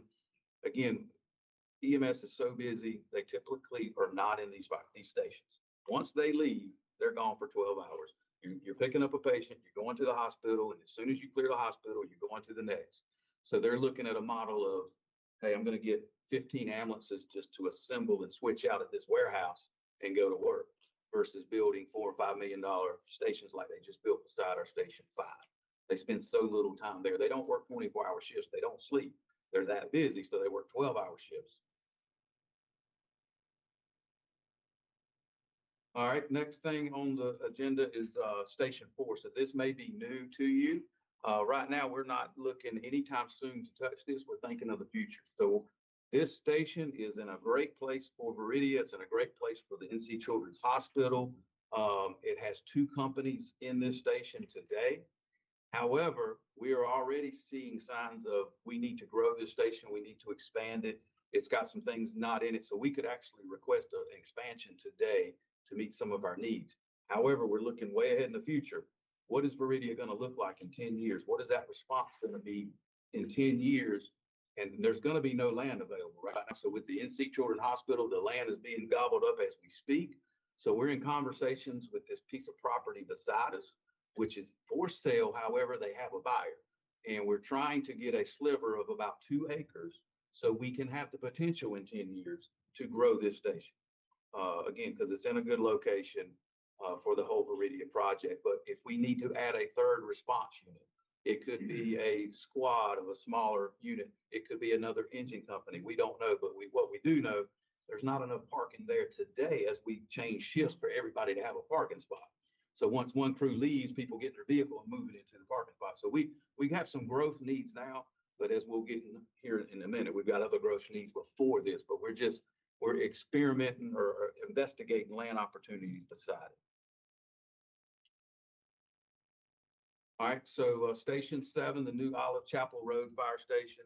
Again, you've heard this before. We have identified the piece of property that we feel is important. Not only that we feel it, but the third-party study that showed this, that will give us that additional coverage that we're lacking on the west side of Apex. It's currently at 3100 Olive Chapel Road. We are still in negotiations with the landowner on this. I don't know, Marty, if you have any updates on that. I know Steve's working hard with that landowner to finalize the grading plan and also finalize the size of the partial. I think he keeps changing a little bit of how he's going to divide it. I know we have the green light to get this. We're just waiting on the finalization. I don't know if anybody has anything to share. And the construction is still currently on the CIP for FY30. All right, and lastly, the big project, probably the most important project, is the Hunter Street Public Safety Campus. So to give you a big update here, we meet weekly on this property. Daniel Edwards, the project manager on this for the town, the architects. So I'm going to give you an update on all that. But I want to give you a snapshot of how this thing has changed. But you see the before picture to the left, that was the station renovation and addition. It included a 3,600 square foot warehouse for logistics and then a proposed office building. After the architects and all the firms are digging into that property, digging into our UDO and what has to be required, there was not enough room on that property to get the office space we needed. All right, so what's in the way? The warehouse is in the way. So I was approached, what can we do different? Can we look at this through a different lens to even save money? And so we did that. So we removed the warehouse, but we put that space, and I'm being told it's about $1 million savings by doing this. By taking that warehouse off, we added one additional bay and some additional heated square footage for logistical storage. So by putting it within the station and taking that standalone building out, it allowed us to grow this office building, which is currently 24,000 square feet, 3 stories. And we'll get into that in a moment, which will have fire, PD, and IT housed in it. So that's the difference. And as you can see, the layout, and this is proposed. This is actually, I was in a meeting today and it looks different a little bit already. So it changes every meeting we have. So we're digging into that right now, and that's where we stand. So we still have the same Station 3 renovation addition with the additional space within the station to house our logistics needs, taking that warehouse out. And as you can see, the new office building on that back piece of property north of the stormwater control pond there. So let's look at this right here and talk about timelines. Phase 1. So as it stands right now, the plan was to do this in 2 phases, the fire station and then the office. But we've got a slide talking about that, how we think we may need to do that all together. But let's just talk about it in phases. So phase 1 is the fire station and the site work. Advanced planning was completed. We are in design phase right now, and that's scheduled to be completed October of this year. So it would be ready to bid October of this year as a standalone, not the office. It's not ready. If we were to do it alone, projected completion would be August 2028. Phase 2, so that's that office building. We are in advanced planning right now, and that's scheduled all the way to April of 26. Then we would enter the design phase. That would be ready to bid June of 27 and completion March of 2029. footnote there at the bottom, you know, I believe I spoke of this, but fire administration has been, the town has been contacted. We would need to be out of our current building by July of 2030 due to the NC 55 road widening project. So we will be losing our property. So with that timeline, we would be out before that occurs. So after collaboration with the architect, town staff, and fire department, it's recommended that we construct the whole project at one time and not two phases. The option saves money. It improves project coordination. This option would be, we would finish designing the station and it just waits for the big office building to catch up and we would do it together. And then it would be that same phase 2 timeline, the whole project complete 2029. Marty, did I miss anything there? Okay. Let's talk about funding. So I know y'all seen these numbers already. Phase 1 of just the fire station and the site work. Let me be clear, that site work, the initial cost estimate was just the station itself and the site work contained to the station. If we did this in 2 phases, we would do all the site work at one time. So that's where that price increase was seen there. The current budget is 5.7 million right now, based on estimates from the architect. We're looking at $8 million additional dollars. And again, where did that come from? The site work for the whole project was not part of that. The cost per square foot has increased since we estimated this. And I think we're all seeing that across the board of everything we do. And then lastly, additional needs discovered during advanced planning for the existing structure. So this structure is 24 years old. We did want to go in there and replace some things during this renovation, but there's been some unforeseen things. And I'll give you an example. The elevator. Elevator needs to be brought up to code. How much do you think that costs?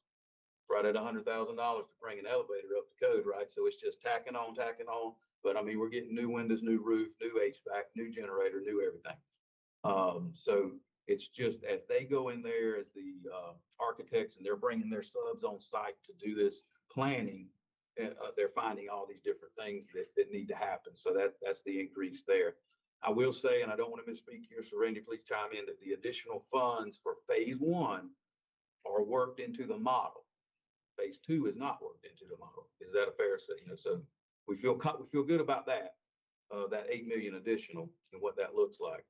What do you mean by it's not worked into what model?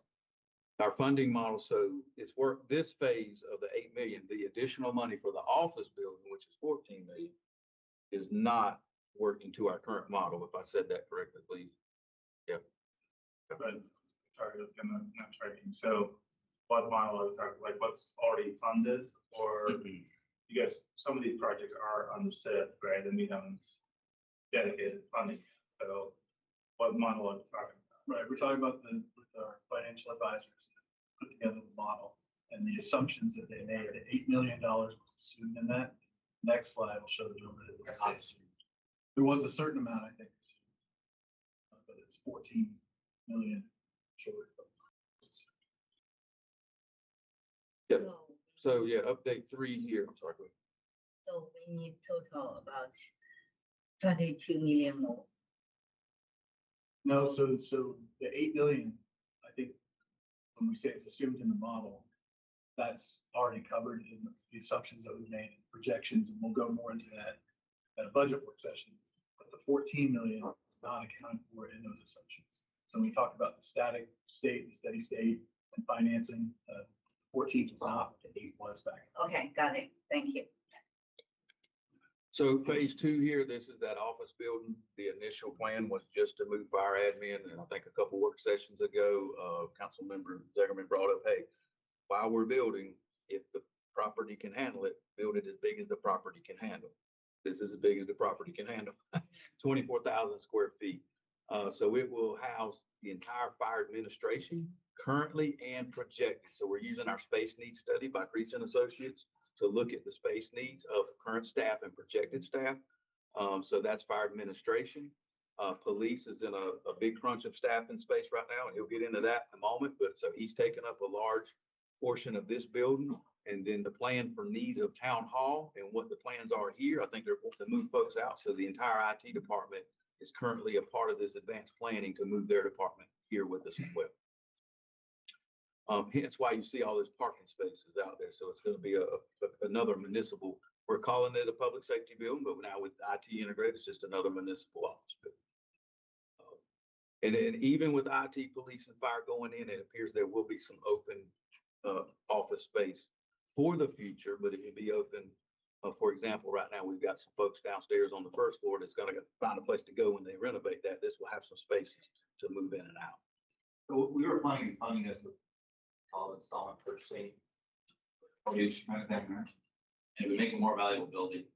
We could just get a bigger mortgage on the building. Yeah, so there are financing options. I don't want to say it's gloom and doom. It's just the numbers that you've seen so far have a certain baseline assumption and looking at tax increases and fund dedication. So we have to change some of those assumptions. We'll look at different financing. So we have a solution. We'll bring those solutions to you, but at the end of the day, we need more money to accomplish these things when we go to certain. I believe that was the last one. Yes, so thank you so much for the questions you've had. Is there any more questions that I can provide answers to? Any questions, Chief? All right, thank you so much. All right, we're gonna take a quick 5 minutes. 7 minutes.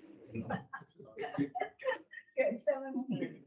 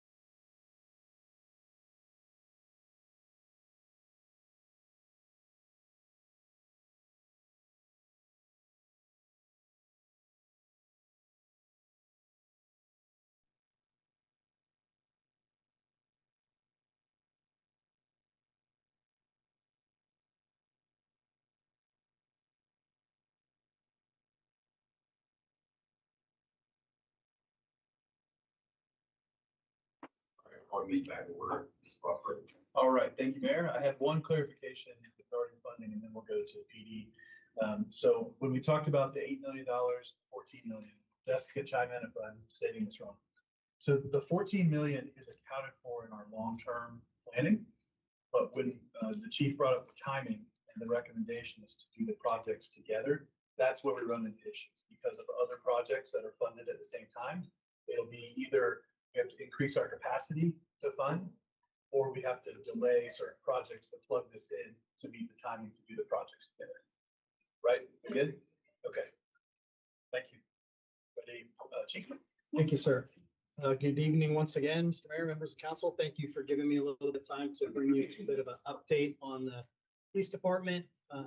In terms of the agenda, I'd like to give just kind of a high level update. Last week wrapped up my first year here, so it seems like an appropriate time to talk a little bit about where we've gone during that period of time and where we're hoping to go in the future. Thank you. Talk a little bit about some of the top challenges we're facing. Most of this will be review from when I spoke to y'all in May. But there are some additional updates now because we've done some more research and studies and kind of let you know where we're at in terms of staffing, vehicles, and then space are really our top three challenges. To put it in perspective, these are all pretty good problems to have when you're talking about the top challenges facing a municipal police department in 2026. So I appreciate all the work that was done well ahead of my arrival to put us in a good spot to begin with. And then there was also a request for a little bit of an update on the automated license plate reader program. Now that it has actually been deployed, albeit in a relatively small model to begin with. So I will give that and then save time, of course, for questions there. So high level update, the focus this first year has been very much on culture. I spoke to you all about this a little bit when I first came on board. I hold a deep fundamental belief that, culture eats policy for breakfast, lunch, and dinner, as they say. And that the only way to really solve some of the more pervasive and persistent problems in policing is to focus on developing a healthy police culture, which is easier said than done, given the challenges that police face day to day, coupled with the fact that we have kind of a storied history, some of which we can be proud of and some of which not so much. And so affecting cultural change takes time and effort, and I do appreciate the grace and patience that I've been given to do some of the things that we're doing thus far. I phrase this a lot. I'll tell you that broken people equals broken culture. I'll say I was pretty forthcoming in the first couple of meetings with y'all and saying that what I came in and discovered was, I think, a largely broken group of people. And at the end of the day, we talk about organizations and we talk about businesses and we talk about companies and culture, but the reality is none of that is anything more than a collection of human beings who at the end of the day, where they're at and where they're coming from is going to affect where the organization is at and coming from. So really tried to focus a lot on people. And the way that I think we do that in policing is by what I've come to term the culture versus command conundrum. Right? Our profession has been characterized by a very autocratic, dictatorial way of doing business. And we think that the way to do things is to tell people with policy and directives, you will do this. And if they don't do it, to hit them with progressively larger hammers until they either comply or move on. And this is not the way we would build any other healthy culture. You would never expect that that's going to produce a positive result. But changing that in policing is difficult. Why? Because it's a lot easier to run a group of people by telling them what to do and creating consequences for when they don't do it, instead of focusing on creating the desire deep within them to want to do it the right way in the first place. It takes a lot more work. But I'll tell you, we're way ahead of the game here. I mentioned in the last meeting with y'all that the service you want so badly to see in a police officer's heart is in the DNA of your cops here in Apex. And that was here way before I got here. That has nothing to do with me. It has to do with those who went before me. It has to do with the way this community and the town admin has treated the police department over time. I think that they do feel trusted and respected. And as a result, we have a good foundation to build upon. Again, I don't think that cops are breaking policing. And this is something I'm really passionate about. I cut my teeth as a police chief in what I'll call the George Floyd and post George Floyd era. And this is, most policing professionals will tell you, has been the darkest era in maybe the history of policing. A very difficult time to lead people through. And I think a narrative that emerged was that the cops are solely at fault for what's wrong in policing. And we have to own some of what needs to be fixed in our profession. But the fact is that I think that policing was breaking cops. And then broken people do things we don't want them to do on a day-to-day basis. So my focus is very much on stopping breaking cops. The average person, they say, will experience 2 legitimate traumatic incidents in their lifetime. A police officer will experience on average 34 a year for their entire career. And trying to pay attention to this and give them the tools to navigate through that and stay whole on the street is the only way to provide superior policing, in my very humble opinion. The reality is policing has gotten increasingly difficult, and the only answer is for cops to be at their best basically all of the time. You know, we can all afford to have a bad day, but if a cop is having a really bad day and has come to work and is carrying all that personal baggage and the last call he went to, and now is that one call where he has to rise, she has to rise or shine, this is the moment, and they're not at their best, there are serious consequences for the officer and the community. This is a huge lift. How can you expect human beings to be at their best at such a large percentage of the time? And truthfully, the only answer I have is that we just have to really hyper fixate at a leadership level on deploying happy, healthy, well-adjusted human beings as cops into the community as a part of the community, not as some force acting upon it. And that's a responsibility we all share. Yes, the cops do have to acclimate and be a part of the community, be out there. I think our cops do a great job of that. The community also has to embrace and accept them, not as some force acting upon it, but as a vital membership within that community. So this just gives you an idea of what we've been really, really focused on, kind of looking at the profession through a different lens. And getting 150 cops to look at things that differently is not easy, even when they're very open-minded. We have, like I say, a storied history of how we do things. So what we've been focused on is to borrow from the Simon Sinek approach, right, is the starting with why. And we have finally gotten really deep into this in just the last 30 days or so, because we needed to set a little bit of a healthier foundation of trust before I could do this as a leader. You cannot come into the room and start asking people to talk to you honestly about why they do this work, why it matters to them, what's important to them when you're some crazy tattooed dude from California rolling in off the street trying to be your new leader, right? So it took some time to build that trust, but I think we're there. And I'm happy to share with you offline some of the recent meetings and the indicators that tell me that. But we start individually with why. Again, asking them why you need to revisit why you do this work. Why every day do you get up and choose to put on this uniform, choose to do this job? Why are you still doing it? After the last 5 to 10 years have been so difficult, where it's so easy to move on and do something else with your life, reconnecting them with that deep sense of purpose. And then to segue that into collectively, why do we exist? And I mean it on that existential level, asking them to consider, why do the taxpayers and Apex dedicate so much of the money that comes in here? Why do you as an elected body give so much of the general funds to make sure that police are funded, have equipment, have people, have cars, all the things we need? Why? Why is it necessary? And don't take anything for granted. Like, why do we really exist? What's the societal purpose for the police? More importantly for us, diving into what we believe. You know, Sinek famously says that people buy what you believe, not what you sell. Well, we have to be really clear with our community, with ourselves, and with other prospective hires, what it is we believe, what makes us different, and what do you have to believe if you want to be a part of this team. And as we get there, we will cement a culture that will be pervasive. It will live on no matter what changes in leadership or difficulties we face. And that's what we're attempting to do. Once we've got an idea of this why, we will move on to how, and how is kind of happening simultaneously, because this involves the values. What are the guide rails? Like I could say, for example, maybe the why is to keep the community safe. Well, there are rules for what you can and can't do to keep the community safe. There might be real easy ways to do it. We have to set our value systems to say, yeah, well, we got to play by some rules while we're doing those things. Or why is very important, but the how or the guide rails, it's the value system. And only then can we look at the what. And I appreciate the grace you all have given me. I appreciate the grace I've been given by Randy and Demetria in the fact that it'd be very easy for them to be coming to me and saying, we need the what right now. What are you doing? Let's get it done. But I would argue it's putting the cart before the horse, and they've been very supportive, as have you as an elected body, and allowing us to do this foundational work first. So thank you very, very much for that. I promise it is bearing fruit. So in terms of what we're doing, when I say a culture of wellness, what do I mean? Well, there are sort of these different prongs to wellness, and there are a whole bunch of different schools, the 5 spokes of the wheel, the 7 spokes of the wheel, however you look at it. These are the core components that we have already put in place here. The first being physical fitness, that is very, very important to me because I see it as foundational. It's very difficult to be emotionally healthy, to be mentally healthy, to be financially healthy if you don't have the moving parts working in the right way with your body. You would think that that would go without saying for cops. It's a fairly physical job, but it doesn't. Most of them are working really long hours. They're working nights. They have families. They have commutes. They're working at times where the best food they can find is to, roll through the fast food joint in the middle of the night. And we're not doing a good job of taking care of ourselves physically, period. So we have made real big increases here. We've seen a 10x increase in the staff that are actively engaged in regular fitness programming since I came on a year ago. And this is because of the generosity that existed before I got here. Y'all have given the cops time during their paid work shift to exercise, which, believe it or not all jurisdictions do. The challenge was that practically it wasn't manifesting in use. It wasn't actually something supervisors were encouraging. We weren't pushing people to do it. We weren't protecting that time and taking care of each other. Like, hey, I'll take your calls for an hour so you can go in and exercise. So maybe you take mine when I need exercise. And the result has been a 10x increase. And this is not just sworn. We've got our telecommunicators in the gym on a regular basis and using their fitness time. We have all of our civilian staff taking advantage. It's changing that foundation. We've done this through some team fitness activities, just coordinating with the mayor today, in fact, and another one we'll be doing here in Apex.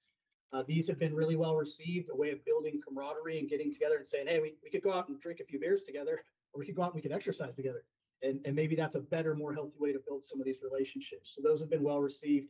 We're deploying some recovery solutions. Some of these things will sound crazy, but cops that are even good about working out and being physical are not recovering properly. And so they go exercise, work out, then that foot pursuit happens tonight and they blow a hamstring or have a knee go out or a back.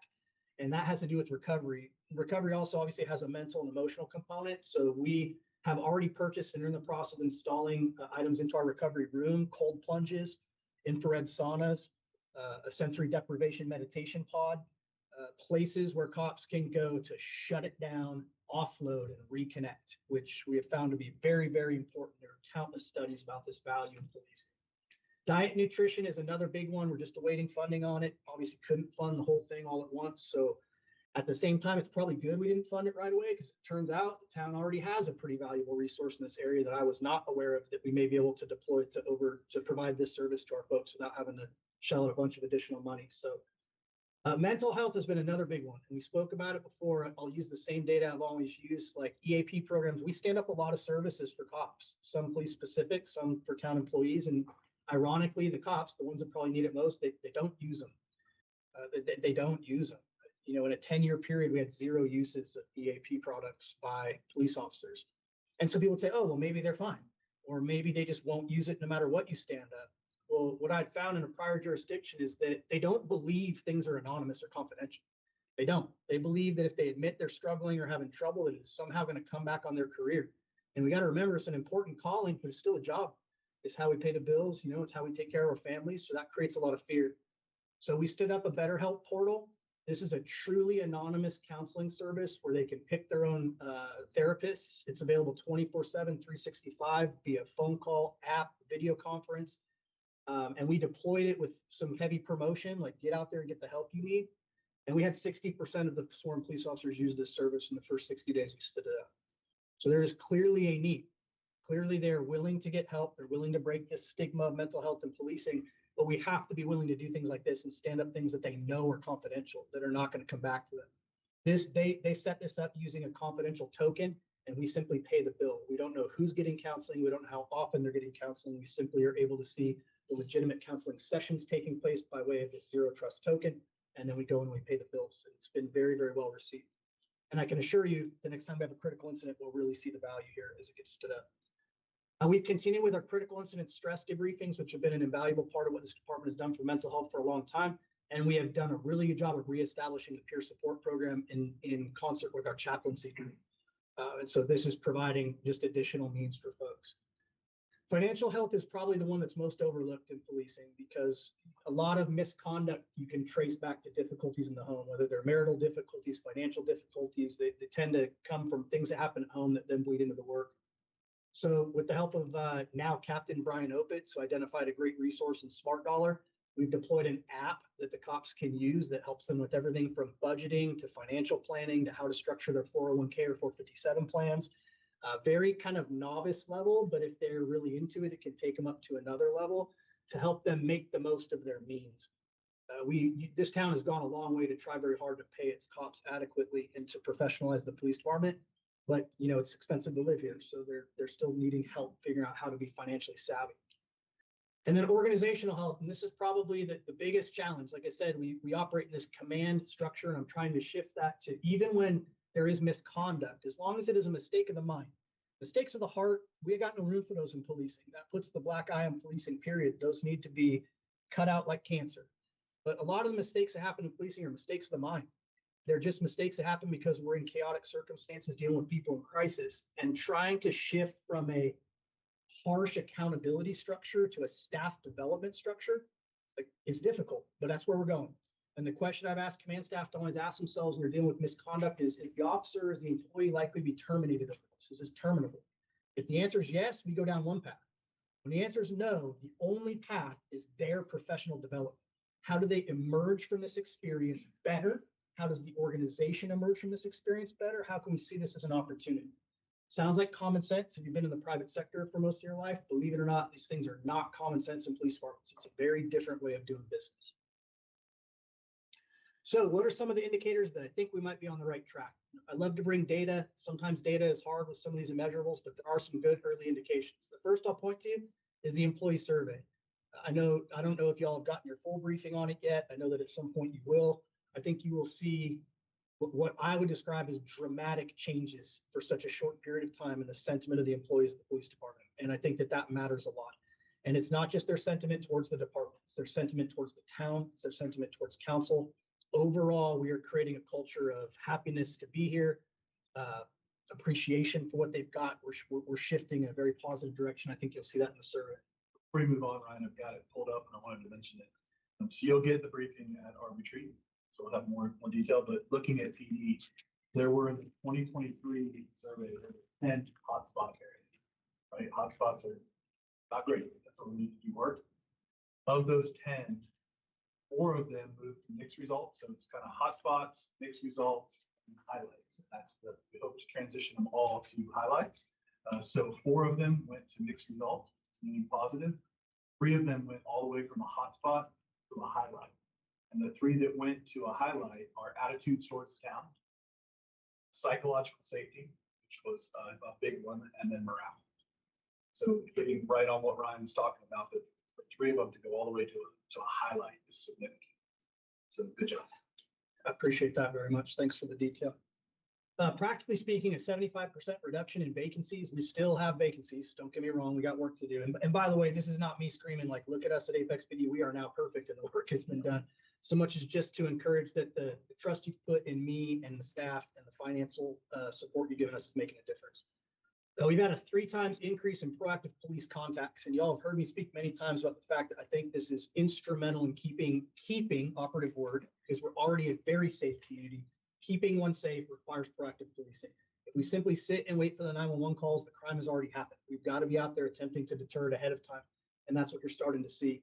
And this is always directly tied to morale. When cops are in the dumps, they don't do anything. They sit around and they wait for 911 calls. And when cops are feeling a little bit supported and like the community wants them to work, they're going to get out there and work for you, I promise. A 20% reduction in roadway injuries. This is pretty huge because we don't have a lot of violent crime here. So where people tend to get hurt in Apex is on the roadways from vehicle collisions. And proactive policing reduces vehicle collisions. I've mentioned to you before, prior to my arrival, y'all had about a 75% reduction in traffic stops by police officers over a 2-year time frame. In that same time frame, you had about a 70% increase in injuries on the roadways. So they tend to work pretty well in concert. So we're starting to see the impacts of the blue lights showing up everywhere in town again. 35% reduction in motor vehicle break-ins. This was another hotbed issue as soon as I came on board. We were really getting pounded. I don't want to create false belief here. Like to a certain degree, there's only so much cops can do about these. And it's entirely likely I'll tell you this now and then show up tomorrow morning. We have 5 or 6 of them, which is embarrassing, but we are doing everything we can and it is having an impact. We're going to talk about Flock and ALPR technology. It's also contributing to this. A 25% reduction in retail larceny cases. So this is your, Beaver Creek Commons and all the theft we're dealing with over there. A 5 times increase in felony drug possession arrests. This is super telling to me. The hope, of course, is that when you're making felony drug arrests, the criminal justice system is doing its job of treating dependency like dependency and putting people into treatment programs. But our job is to insert them into that program by getting them off the street and not allowing these drugs to run rampant in the community. And this is evidence that there's a lot of drugs running around a community where, for us, a lot of drugs running around that need to be stopped. 3 times increase in illegal firearms possession arrests. I think obvious good news there. The more guns off the street, the less violence we have. Interception of more than $2 million in fraud money returned to victims. This is pretty unprecedented. A lot of departments make arrests for fraud cases, but actually doing the diligence to recover the money and return it to victims is pretty unheard of. And because of decisions made well before I arrived here, we have some assets and resources that are very good at this, even when it's occurring out in the crypto market, which is particularly difficult to get after. If things are reported quickly to us, we can get after those funds pretty quickly and get them returned. We also had a single seizure of over 1,500 pounds of marijuana that was all being distributed in Apex through vape shops. So this is a significant impact on our youth community to make sure we're removing those out. And multiple arrests for suspects trafficking cocaine living within town limits. So you hear me say frequently that most of our crime is coming from outside of our town borders. That's absolutely accurate, but it's here as well. And we need to be on top of it. I think the proactivity is starting to bore out. I'm particularly excited about 26 applicants from a recent sergeant promotional process. When people want to promote an organization, it's generally because they have some confidence in the direction the organization is moving in. This is not where we were at just a year or two ago. So when you know you have, at the time we knew we had 4 vacancies and you get 26 people who want to put in for the spots, I think it's an indication we're building some confidence here. And then anecdotally, hopefully you've heard some of it as well. I mean, it's always going to be a mix of good and bad. I know we're talking about the rumor mill, but there has been a dramatic shift in the energy and enthusiasm of the police department. When I started, I would sit at the end of my admin wing there, and it was so quiet that I would seriously wonder, like, if anyone was coming to work, like what's going on and how are we going to get things going here? And now I have to close my door to hold a meeting because people are back to being family. They're back to talking to each other again. They're excited about where they're at. Even though they're doing a lot of work, they're happy about doing it. So with all that good news, the top challenges that we're facing, staffing, vehicles, and space, plain and simple. Most of y'all have seen most of this staffing content before, so I'll go through it fairly quickly and then just kind of leave it for questions. But know that the last true staffing study was done in 2004. I mean, it's been over 20 years since any professional group came in and looked at our needs versus what our staffing is actually at. At that time, it identified 5 as our absolute minimum number of cops that should be on duty for patrol at any given time. I mean, by the way, we're still using that number today, 22 years later. That doesn't even cover all the zones or what we call beats, right? We got 6 of those. So if 5 cops are working, we have 1 that doesn't even have a cop on. So obviously there's a need for some new research and study. In terms of how staffing tends to work around the country, well, the FBI says about 2.4 per thousand of population is pretty normal. I'm going to talk in a minute about how I think this per capita model is flawed. It's not really the best way to ascertain how many cops you need, but it is used. And just to give you an idea where we would sit if we use that model, we'd need about 190 cops to meet that. We have 111. So we're notably below where we should be by that standard. Although I think that this incorporates some things, like I say, that are not the best way to look at the problem. But let's look more locally. Even if you look at how we're staffed compared to other comparable departments with comparable workloads, we look at things like call volume, population, nature of calls to decide who those agencies might be. And you look and can see the purple line, like we are notably below where all of those other agencies are. In fact, we're below that 95% confidence interval that you certainly would want to be at least within that space in terms of how we staff the police department. So the staffing problem it is real by fairly objective standards. So why is this such a problem? Well, you get 7 officers on duty, which is what we're running with typically now. You get 2 that respond to a theft. You get 3 that go to a domestic. Please notice I'm not using broken arrow type scenarios here. These are everyday calls that are happening all the time, like a simple theft and a domestic. Well, now you got 2. Now you got 2. If you take another one at jail because of the arrest from the retail theft, now you have 1 for 25 plus square miles and 80,000 residents. You have 1 cop who is in the town, and this happens on the regular. And it makes it very, very difficult to provide the level of service the community's become accustomed to. In the current fiscal year, all the sworn officer additions that were proposed were actually cut from the budget. Now, that is not your doing. That was something that was done behind the scenes, largely with my influence, as much as I hate to acknowledge that, just saying that I was brand new, and it seemed wildly inappropriate to come to you with some grandiose request for staff when I had not even come in and done an assessment of what the actual needs were. I'm coming to you differently today, as I'll show you, having done that assessment. So we did add 2 SROs, which I think is very, very helpful in our SO program as an absolute model of how things should be done, but the staffing needs that are upcoming are very, very significant. So do we typically look at staffing? I mentioned like that I think that per capita model is largely broken, but here are 5 examples of ways that the industry typically looks at determining how many cops should we have in a community.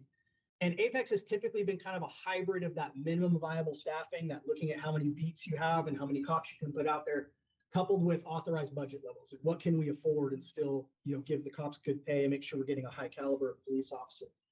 My argument is that modern policing calls for a much more integral approach. We have to look at things like, what is policing like in our town? What is the call volume like? Like, for example, a domestic violence call, which is actually more common in a community like ours than maybe a community with more crime typically. It takes a lot more time to work.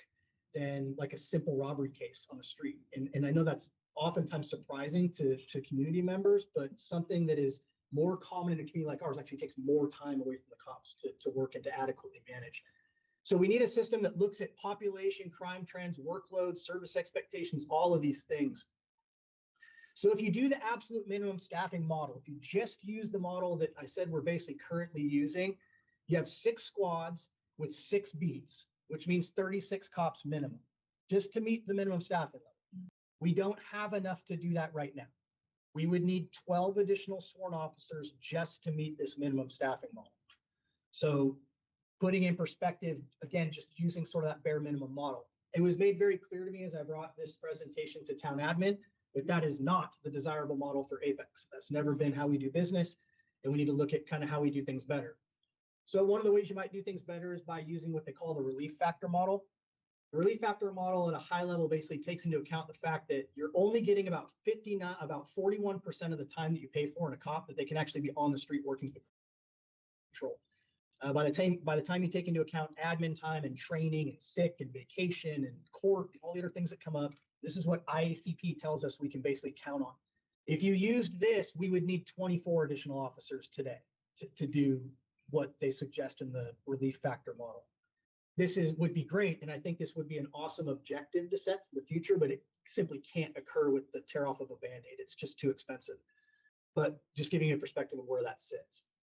Another issue is that IACP says that for a community to, again, remain safe, you need cops spending no more than about 30% of their time responding to calls. They should be spending their other time solving problems in the community, being proactive about things going on in the community, traffic work, crime suppression.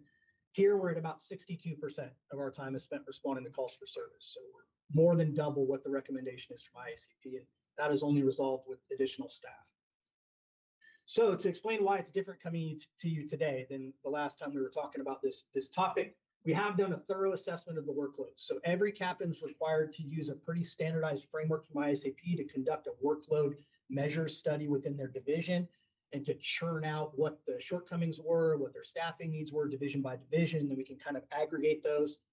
Additionally, we are just about to implement what has been a 6-month process of reorganizing the entire structure of the police department. Because there was some fat. Like if you bring in a new chief to trim the fat before I come and ask for more meat, well, there were some things that I think could afford to be shifted around. And after being here for several months and seeing how they operated, we've taken the leap on some of those things. So, for example, we have taken the K9 unit and integrated it back into patrol. We were treating K9 like a standalone unit. 99% of a K9 officer's work is in patrol. And there's no reason why day-to-day a K9 officer can't respond to a domestic violence or a regular call just like anybody else and then be deployed as a K9 handler when the dog is needed. And so reintegrating that team into patrol has reduced the number of bodies I would need to come to you asking for. We also pulled 2 detectives out of CID and put them back out on the road. And this is not without a little bit of pain. Like we have a very, very good investigations division. I mentioned the money that they've secured and returned to victims. They do a good job of following up on cases that in many jurisdictions would never even get assigned to a detective. They just don't have the resources. We don't want to change that, but their workload could be extended from where they are now in order to reduce the workload in patrol. So we've taken a measure to do that. We've also consolidated the directed patrol unit and the drugs and vice unit into one crime suppression unit. The reality is we don't have a street drug market in Apex, and God willing, we never will. So a true like drugs and vice unit that's totally dedicated to working narcotics all the time, right now, that need probably isn't there. We do need to pay attention to drugs, but that same unit needs to be paying attention to vehicle break-ins and other things that are plaguing the town, even things like dumping complaints, right, that we're not sure who's supposed to address. Crime suppression unit takes 2, condenses them into 1, and deploys them to do all of those things rather than being so niched. And then a new patrol schedule. So we're moving to a 4-10 structure.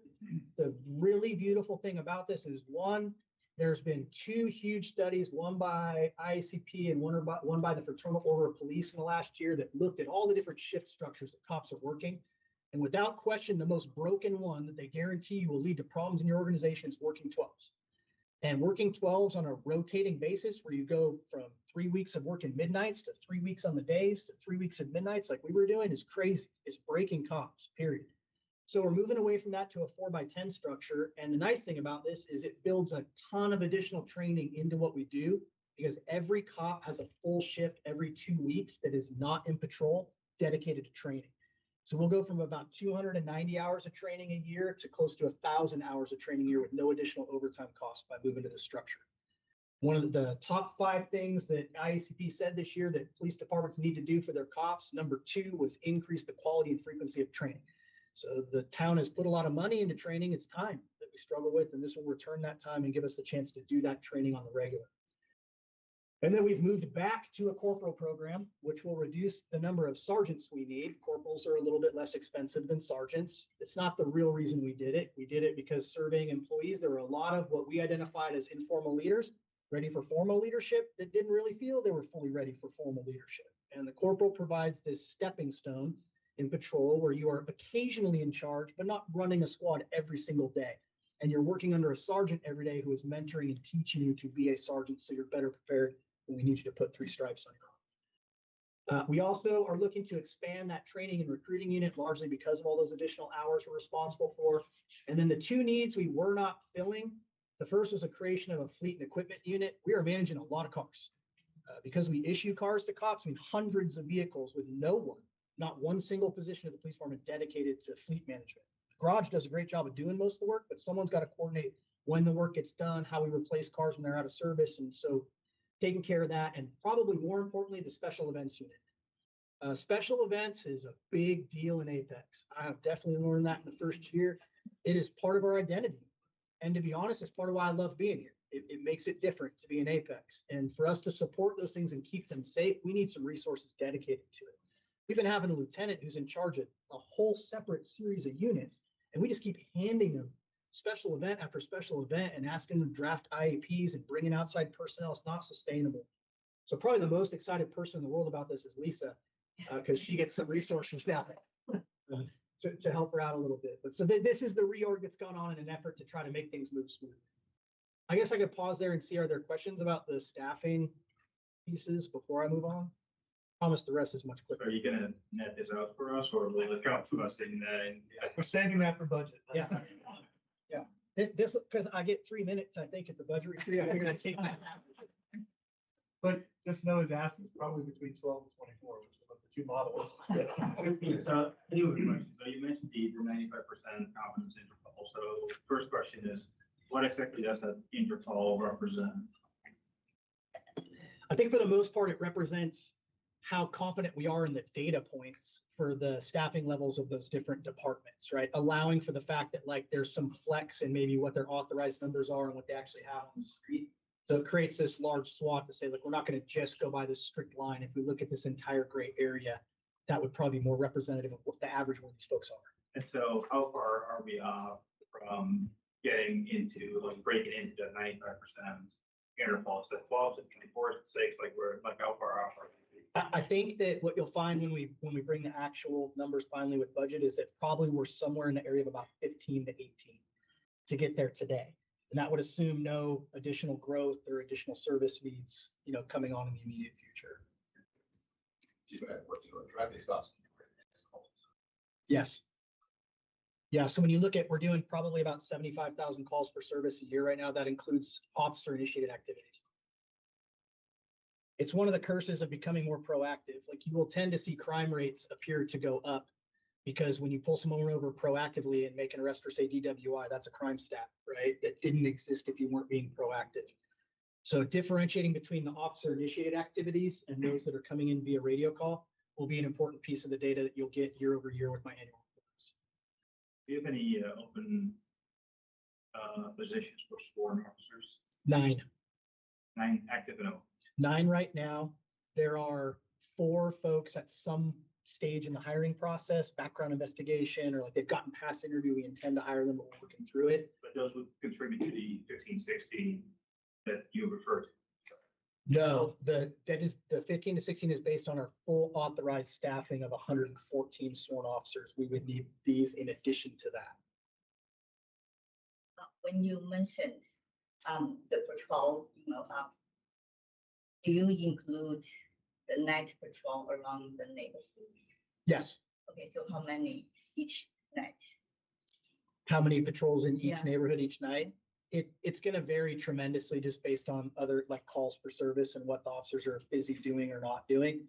But on a typical night, you're going to have between 5 and 7 police officers from about 6 PM to about 6 AM for the entire town. That goes directly to the proactive piece that you pointed out, model.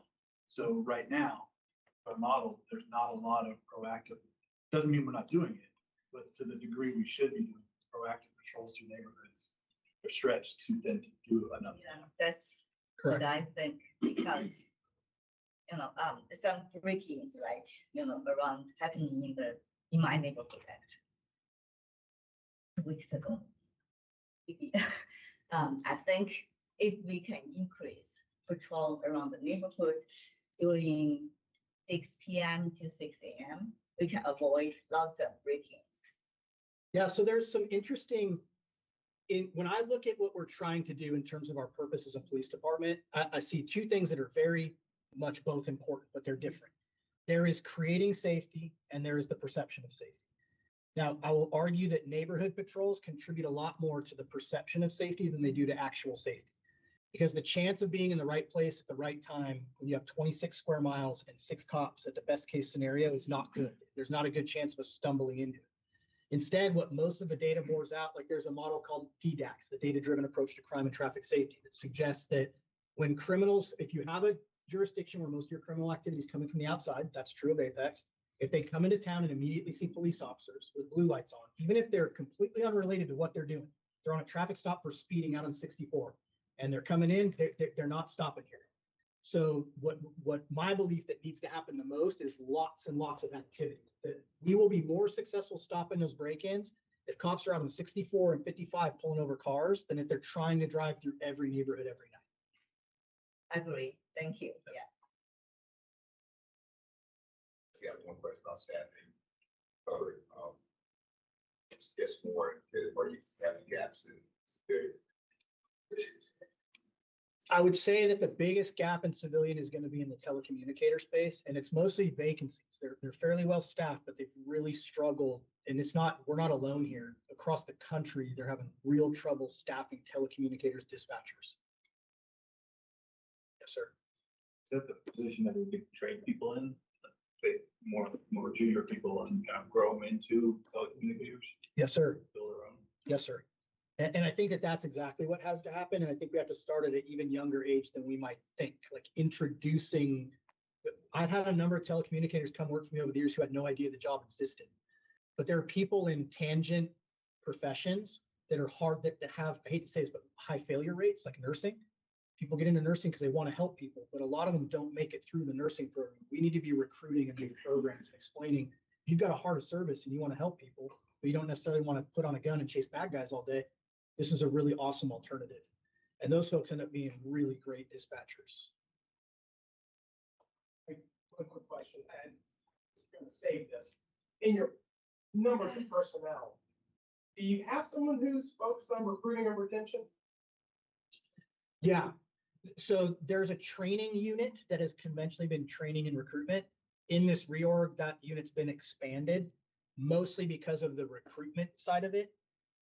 To be honest, Apex is a great place to work. And as a result, we've gotten a little bit lazy. Like we just kind of will wait around for applicants, and then we wait till we have 10 or 15 and we run a hiring process. But man, we should be at the academies and getting folks that really fit our culture before someone else does. So that's what this unit will be doing. Captain Hayes has just submitted his 2-year recruitment plan. It's phenomenal. I think we'll be in a real good spot in the next 2 months. I know we've talked about, we've got a resource with, Fort Bragg, military, former military. We've got a lot of very interesting tools that we could be diving into. But, because we're busy doing the job, it seems as though we haven't taken the time to sharpen the sword for all intents and purposes. And see what we can do about data mining into those folks that make it a little easier for us to do the job. Yes, sir. I couldn't agree more. I think the military is a huge untapped resource, as are the multiple universities, especially their athletic programs. Athletes tend to transition pretty well into this line of work, and most of them aren't going to be playing pro, right? It's just a fact. So, especially if they want to stay. Oh, just put that on the tee before we do. Okay.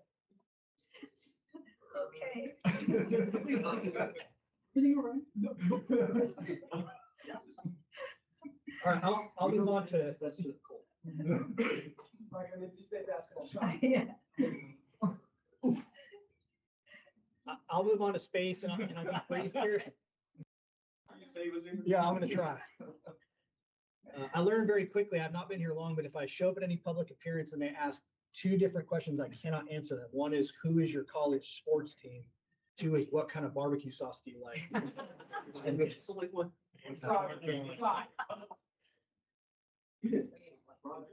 So space, I can be pretty brief on because I think we all know that the police department is facing space challenges. Full spoiler alert, like frankly, full disclosure, what I'm here to do is kick the tires on the appetite for building a new police station. I think that the town has survived for a very, very long period of time through this public safety station model. I was asked pretty directly, I think by you, Mr. Mayor, about, how I felt about that model. And I was a little reserved in my first answer, being relatively new here. I'll tell you, I don't like it. It has created siloing within the police department, and it reflects a response model that is more fire centric and not what police do. We don't respond from stations. So we don't need stations placed all over the town to make sure we get to calls faster. We respond from a car.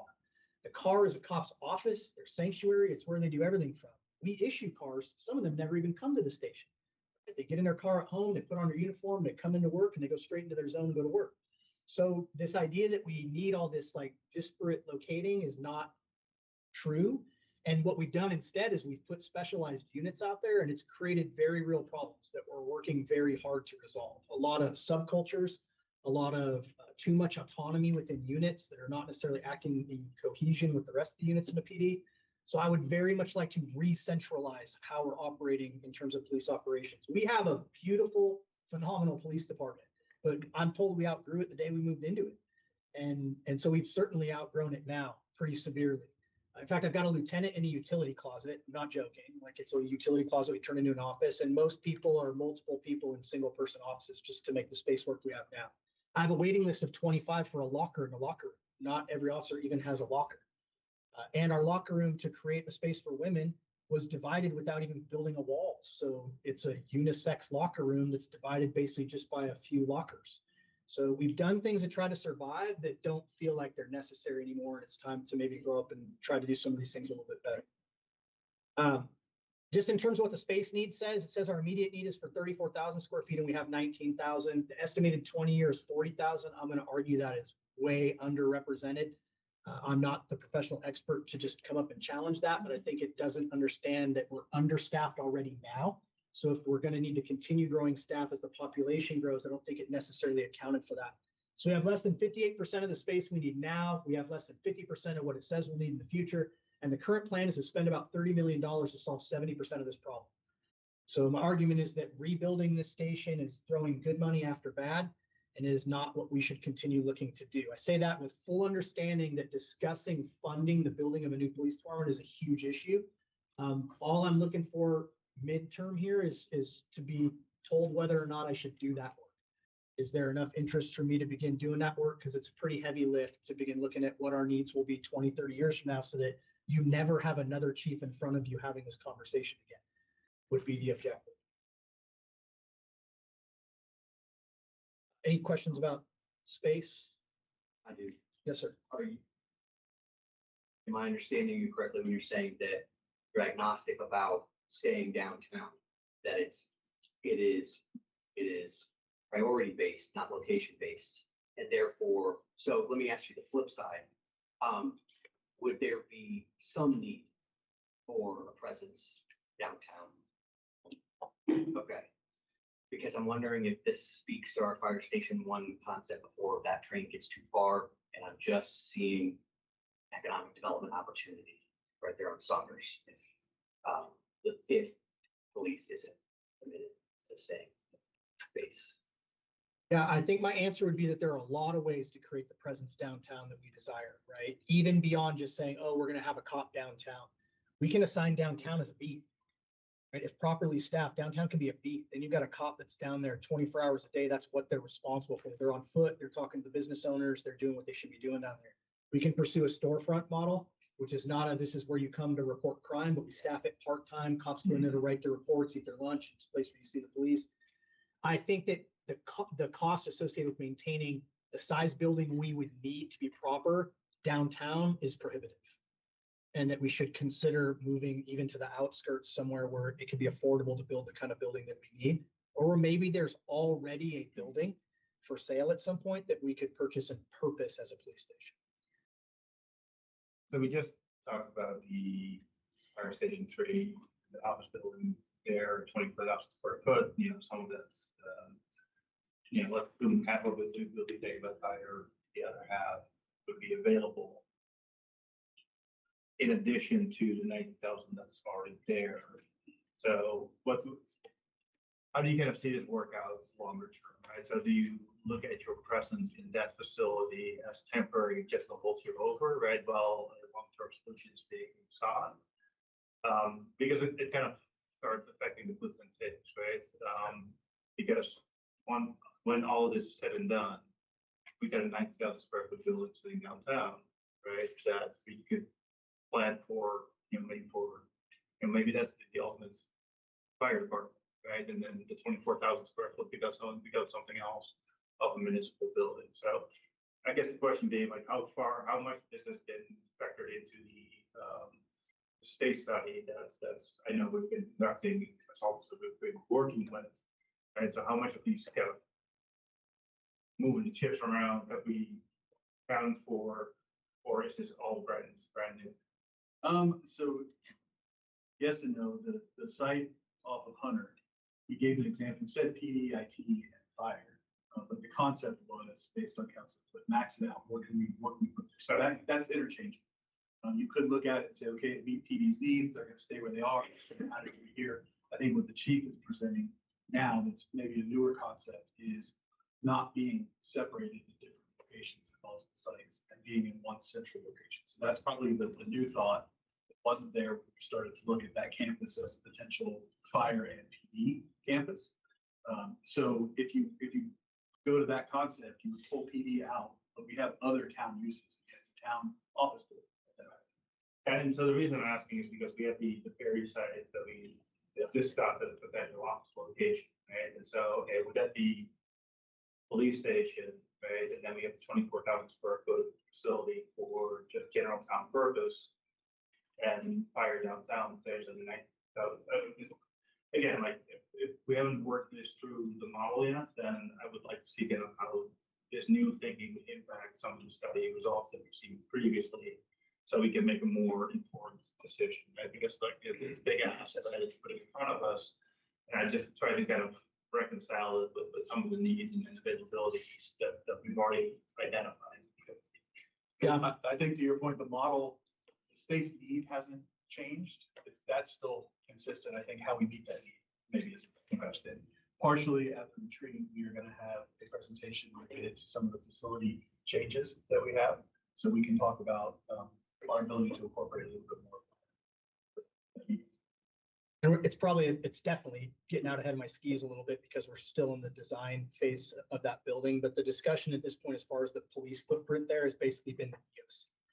So it'd be the Emergency Operations Center coupled with a shared conference space with a couple of offices for the training staff to be over there would really be the only PD footprint, because that's not really the model that ideally I'd like to move forward with. Now, I am incredibly grateful for being included in that 24,000, because if we can't build a station, which is perfectly possible, we're going to need all the space we can get, right? But for now, the plan would be to just have the EOC there, which is again, shared conference space that I know fire needs, IT needs. And so I don't think it'd be like a complete shift in the event that we weren't going into that space. But I think what I hear you say, kind of just to sum it up, is I want to defrag my team, right? We're scattered all over, right? Like we would be better suited in the same location, right? If that's kind of the model that we're going with, then I can have the police station downtown and be part of this, the new builds and be scattered around the fire stations around town, right? We need to come up with different. How many bus footprint do you need for 40,000 square feet? Yeah, so that's the work that I haven't done, and just wanted to make sure I'm not spinning my wheels too much. I'm not looking for obviously any kind of commitment at this stage. I'm happy to start diving in and do the work. I know that neighboring jurisdiction to me where I came from, I just built a station and building's more expensive, but they were about the size that we are here. And the total cost start to finish of building out their station was $62 million. So now again, they're in Silicon Valley where things are a lot more expensive, including the land. But Is there a possibility of you already using the same site, just rebuilding as opposed to retrofitting, which you're talking about? Not build a 5-story station. So the initial input from Daniel as the project manager that we've been working with on the other project is that the site's just not conducive because mostly the riparian buffer and the water intrusion on the backside of it. So the footprint is taking up as much ground square footage as it can. And the current foundation cannot go taller than where they are now. That doesn't mean that we couldn't tear it down and build a 6-story building there, presumably. I just don't know that that would end up being any more cost effective or in the interest of what y'all want downtown to look like. And the geographic location for this police station doesn't matter as much because people aren't pulling from it. Where to go? Correct. I mean, it would be ideal to be relatively central because their cops are still coming and going from there. They've gotten in custody arrest. That's where they come to process. But it would be more important to be under one roof. I think this is it's something that we should start about this explore. I'm not opposed to starting to figure out, what are the elements that we figure out, spot where it's gonna be, what you need. I know that the current spacing is just, you guys don't even have a good salad floor. So, I mean, there's a lot of limiting factors that are out there. So I suppose by at least taking a look and trying to figure out what we can build in terms of options.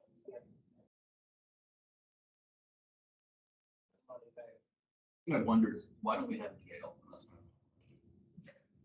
It's not. Drive to Raleigh, it's take a lot of time. Yeah, and I mean, in reality, if we had a jail, it would be very temporary holding only because we're not the jailer, right? The county sheriff is always the jailing authority. Yes, So I understand that, but in terms of transitioning people, so we don't have, if we had a jail, did the deputy come pick them up, or would we process or something, or not every guy's gonna have to show up in Raleigh? to be honest, the bulk of the problem with the delay is not so much the drive time. And that is an issue, but it's the time it takes to book someone nowadays into jail, like between medical clearance and getting through. I mean, sometimes we get a cop in there for 5 hours. They'll be told they got to go to the hospital and get clearance because they got high blood pressure or something going on, and we've lost that cop now for the whole shift. We're one in custody. There are also extension certifications that you can. Yes, sir. I have two, I think, relatively quick questions. But one is how, on your slides, a little bit ago, you said go back to it, but you said, we outgrew it the day we moved in. How do we present that? I mean, how do we prevent that? Without obviously just don't have infinite money. How do we, but is there like within reason? Did we do the best we could do? Because it was budget constraints and it was like, hey, this is what we can afford, so this is what we're doing. Ultimately, this is not just PD unique. It's what do we have a stomach for? Yeah. As an organization, and when you build something, and Chief Herman alluded to it, that we are proposing when they move into that space, the new space, they'll have some room for expansion. So we are factoring in expansion. We're trying to build up. I think it's smart and it's cheaper in the long run. But then it's, if you have a couple of cubicles or office spaces that are empty and the public sees that, and they're like, why did we overbuild? We're building for the future. So we just have to be committed to the fact that we're building for the future. Otherwise, you have what we have now, where we run out of space and pay more. Yeah, and now we have to pay even more. Probably we can use bond to finance this space because we are growing. We can, by financing by bond, we can, ask all the future, residents coming in here to share the burden with everyone. So because it's built for the future, so. Diane also made a point on this site. Sometimes we force things to go where maybe they shouldn't go. And so by the establishment of a downtown presence, that site had limitations. It can only be built to so much. And so that limited what we could do there. My other question, and maybe we talk about it later, I was just curious if you had a quick response on, again, anticipation and vehicles.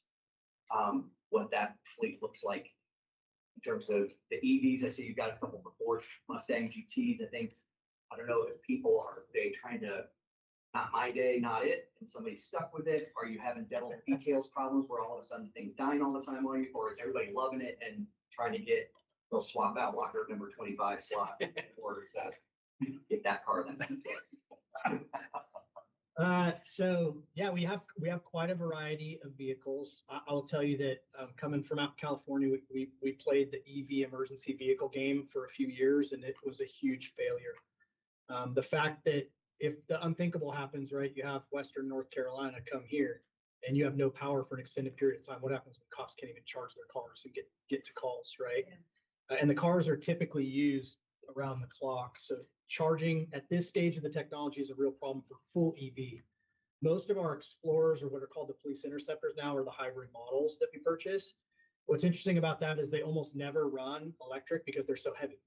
So the minute you hit the gas pedal, it's running off of gas because we got ballistic panels and cages, and all kinds of heavy stuff inside of them, right? So the idea is great, but like I'm driving one the last few days because I needed the 4-wheel drive for the snow, and like I'm averaging 12 miles to the gallon driving that thing, right? I might as well be in a gigantic expedition or something. So it's a constant struggle to figure out, what that looks like long term. My hope is that the technology continues to advance so we can get where we want to go. In terms of the GT, we got one, and it's because we do a lot of speed enforcement out on the highway, and so that's a catch-you vehicle, plain and simple, that sits with traffic safety. Beyond that, almost everything now is, if it's a sedan, it's because it's old and hasn't been transitioned out for the problem I'm about to discuss, but they're almost all interceptors. Super quickly on vehicles, because I've kind of belabored this before. The high level to understand is like that basically every year we've been not able to fund the vehicle needs. We agree on the needs, but we simply can't afford to purchase. Last year, I think the ask was 31 cars. We ended up buying like 17. The problem is compounding. It's compounding. And we've got to understand that like this is the cop's office. This is how they operate. This is how we go to calls. It's not a nice to have. It's an absolutely must have. And when you get to the point where you've established the serviceable lifespan of a vehicle, which typically for a patrol car is going to be 80 or 90,000 miles, and at most 2 to 3 years, because when the suspension and things start to go, they're very dangerous for the type of driving we're doing. And we got cops out there in cars with 130, 140,000 miles. We're one crash and one lawsuit away from probably the fact that we should have just replaced the cars. So I don't actually know what the answer to this is. I've talked it over with budget a couple of times to say, boy, we're going to have to be creative, because I know you can't use a CIP to buy cars. But we need some way to stopgap here and to get us back to zero, so that each year I'm coming and asking you for 4 or 5 or 6 instead of 45 brand new cars. Because even if you told me today that I can have the 50 or however many it is that they assess we need this year, I can't get them this year. There's no one that can provide that, and we can't outfit them fast enough to put them into service. So we just need some kind of a plan, I would hope, for how we're going to resolve this. I'm happy to build the logistics of that plan out. But I just wanted to present it to you as it's going to be a significant funding need at some point that we're just either going to have to rip off the Band-Aid or find a way to navigate. Would this be another one of the duties, or I guess roles of that vehicle management staffing, Philip, that you're asking for? Yes, sir, absolutely. And they're the ones who are building out the need for this year as we're coming into budget anyway. Yeah, we have 30 plus vehicles that are due for replacement. Right. And so we're there. That's how many we had last year. We replaced about half of them. And then we're going to have 30 plus the ones we didn't replace last year that we need for this year. Plus, God willing, I get some additional staffing. Those folks all need cars. They're sworn cops that need cars. We added 2 SROs last year. We didn't have any cars for them in the budget. So we're robbing for Peter to pay Paul at this point. Any changes about or questions about vehicles? All right, now onto the light material. ALPR. So I'm gonna kind of smoke through this because I know that most of y'all have heard it before, and I want to be respectful as respectful as I can of time. But slow me down or stop me if there's something that needs more elaboration. So we call this Flock, but the reality is it's an automated license plate reader program, plain and simple. Flock is just the vendor that we presently use to facilitate it. So we'll talk a little bit about what the cameras are, what they do, what they're not, what they don't do, in an effort to dispel some myths, and then I know there will be some questions. So these are essentially strategically positioned cameras throughout town. They're stationary, but they can be moved fairly easily. So we can't move them every day, but we don't have to leave them where they are. I don't disclose the locations for what I think is fairly obvious reasons, so that the criminal element doesn't simply try to avoid the camera system. But know that they're placed based upon data and the idea of trying to cover most of the common ingress and egress points for folks engaged in criminal activity in the town. We use crime mapping to do this, and what the system does on a very simplistic level is it takes a picture of the back of a vehicle, and then it stores it. Now, between taking the picture and storing it, it also runs it through a series of databases to determine, is the car stolen? Was it currently involved? Was it recently involved in a crime? Is it associated with a missing or an endangered person? A state database cross-reference to see if the vehicle has already been previously entered into one of those systems. If it has, it will immediately, I mean, it's very real time. It will send a message to every on-duty cop directly to their cell phone, as well as to the dispatch center with what you see here, a picture of the vehicle and a description of why that vehicle popped up in the hit list. Is it stolen? Was it involved with a missing person? What is the reason why we're sending this to you? I want to reiterate here that these vehicles are in plain view on the public right-of-way. So there have been all kinds of discussions, and you'll read all kinds of online forums about this being a Fourth Amendment violation. The only thing I can say is that the institution we look to determine and to interpret the Fourth Amendment is the Supreme Court of the United States. They have repeatedly decided it is not a Fourth Amendment seizure to take a picture of your license plate on a public right-of-way. In fact, they just did it again in the case I was asked to speak to you all about from Virginia just last year. So, and this just happened this week, where once again, they've said this is not widespread mass surveillance. This is not a Fourth Amendment seizure for them to take your picture. So that's why we're operating this area. The argument I'll make there is that when the court rules on Fourth Amendment issues, we are obliged to abide by them. So if they say that I can't point a gun at someone under certain circumstances, I can't do that anymore. But when they say we can do something, we tend to take a little bit of a different approach, and I don't think we should. The courts are ruling on this, determining that they're legal, and that's the stance that we should take. And I will explain thoroughly why. So what does the system do with the images? Like it said, it runs it through these databases, but then the more sort of contentious piece is that it does store them within an internal database. I say internal, meaning we have access to it. It's not a state database for a specified period of time so they can be used for investigative purposes. So this is a searchable database. Let me show you first, I guess, what the officers see. This is literally what would show up on their phone in the event that they get a hit. I've shown you this before. Again, no pictures of faces, no pictures of people, no facial recognition, no registration information, no names, no none of that. It is a license plate, a picture of a car on a public roadway. This is the temporary database that it creates. So as an investigator, I can go in and I can search for a license plate number to see when it has hit my cameras. I can pick a certain camera and look at for all the license plates that hit it during a specific period of time. I cannot search for a person. I can't go in and say, tell me all the times that Ryan's car went through here. Now, could I go run Ryan for vehicles registered to and then go run Ryan's license plates in the system? I could. We'll talk about some of the security measures in place to stop that type of activity from happening. You can look for a plate. You can look for a make, a model. There is some AI built into this system where if a car doesn't have a license plate, it will analyze the rear lights, the bumpers, the structure of the model in order to tell us the approximate year, make, and model of the car. So if we know we had a residential break-in in your neighborhood last night, it was committed by a black SUV and we have no license plate, but we can look for all the black SUVs that hit the camera right outside your neighborhood and come up with some suspect information to work with. Can we add, so the hits that gets sprayed, is really much trigger to our patrol cars. Can we add to those databases and say, hey, like, no, I want to look for this license plate? We can, and this is, I think I reported to y'all last time, this is one of the areas where as a police executive, I have concerns. The few instances of true abuse that you have seen across the country, not the fear-mongering stuff, but the true abuse, there, involve individual use cases that were improper and in violation of policy. In some cases, some places didn't have enough policy. So this is called your own hot list. And so any officer, by the way the Flock system works, can go in and say, I'm going to enter Ryan's license plate and I'm going to get notified every time it pops up on one of our cameras. We do not allow that. If you want to enter a plate onto our hot list that's not already in a state database, you have to submit a form. You have to explain your cause. It goes to your supervisor. The supervisor evaluates it, can climb the chain if he needs to, but it doesn't go in the system unless the supervisor approves it. This is really important because the most common fear of abuse here is individual, right? It's the stalker that decides to punch in his ex-girlfriend's license plate and start watching for every time she's going somewhere. And so we do have some very solid systems in place to not allow that to happen. This temporary searchable database, temporary in the sense that you mentioned it was before data aged out after 30 days or 15, whatever your favorable setting. Yes, sir. And this lives on block servers, right? Correct. Correct. So the data is, the state requires that it not remain, that it be deleted after 90 days. That's the state's threshold. Ours is 30.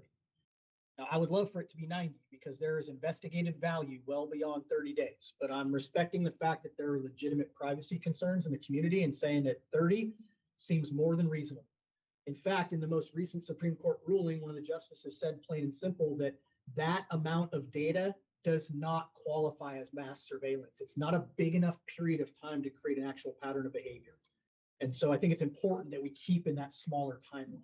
Do private block installations that may be in the community, your big box stores or HOAs, they feed into the same database, but that's Separate. So they can participate in allowing us to be notified if a plate comes across with a state hit. So like, Lowe's has some, and Lowe's can say, we are going to have Apex PD notified if a stolen car comes in our parking lot, but we don't see Lowe's data. Lowe's sees their data. That's all you see is the hit list. The notification. Correct. And if a cop goes through the process to add a plate to their own personal list investigation, that won't hit on a Lowe's camera. That's right. That's right. Yeah.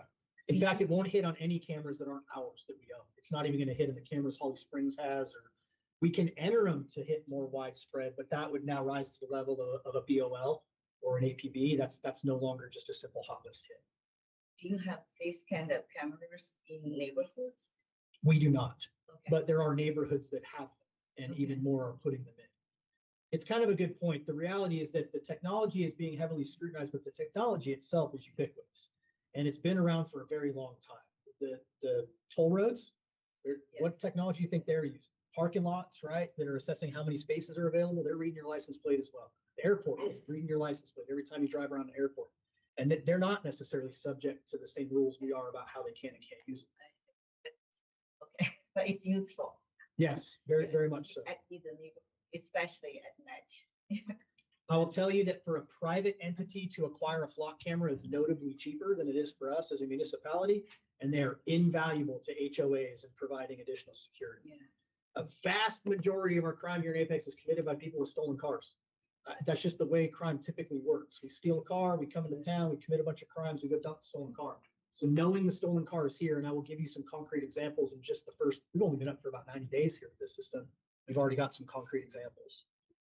Chief, I have a question for you, and I appreciate your presentation. It's well delivered at my neighborhood. Is it Chat with the chief? There you go, chat with the chief. And I appreciate it. I've learned some things since that presentation, and so I just wanted to talk with you quickly about, first off, enabling your department to do its job as best as it can, especially when you're talking about your officers love being part of this community and therefore are going to be judicious and use discretion. There are concerns. In previous life, I walked the halls of Congress with IACP leadership, and some of those folks I've gotten a chance to talk. Do we have any assurance or any notifications from the company about an upgrade to live cameras in 2025? To our cameras becoming live? Block overall being upgraded last year and it being announced only to customers that is now live video. I just need to make sure I'm understanding you correctly, that the cameras are continuously recording live video. I don't know if it's recording. I know that there's an opportunity to look and see live feed. And so I guess my question is what assurance? I think you are addressing this in such a balanced way. And so I just want to make sure that you have the tools, but also answer any of the questions or hesitations that members of the community have, because obviously as many times as we're able to dispel those, they immediately are back to, I knew APD was doing the right thing. I just needed to have some questions. And so I guess the concern I have is what, is it possible that we're unwitting participants in live camera feeds through this private company? Possible is a term that I would struggle to just give you an outright no to. Do we have a guarantee that this is not streaming camera? Well, so that the streaming service through Flock is Flock OS. This is their effort to go into the real-time crime center business. It is not their automated license plate reader business. So we're only what I'm hoping to do is enable me and empower me in a way where I can, when somebody at the next cul-de-sac, everybody brings the grilled chicken out and, a pint of beer, and we're talking, and people are saying, I don't know, I've heard, like you're saying, perhaps unfounded things and some of these other things. And then when I speak directly with subject matter experts that perhaps have some of their own hesitations about the technology, I just want to ensure, shoot, we've talked,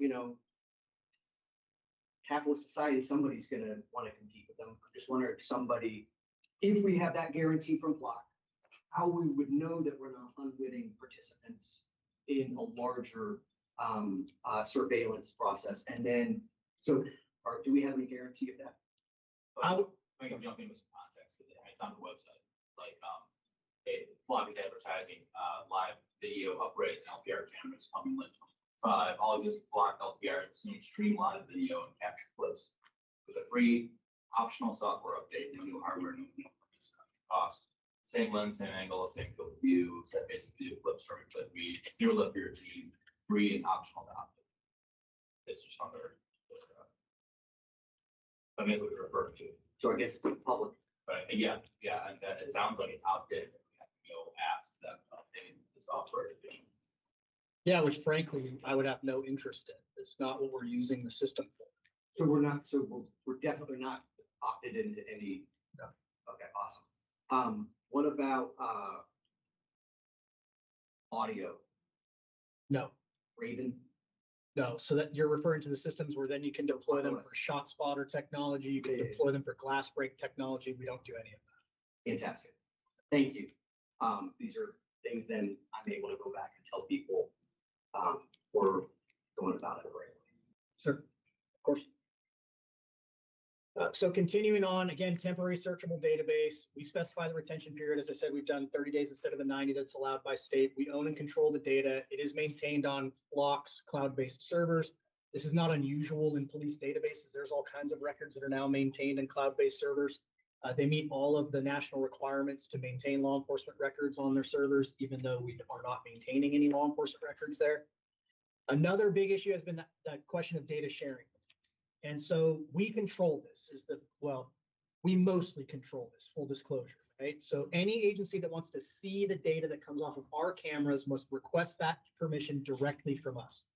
The only person that can approve that is the captain that is in charge of the Flock program. So there's no way that any employee can say, I'm going to approve for this agency to see our data.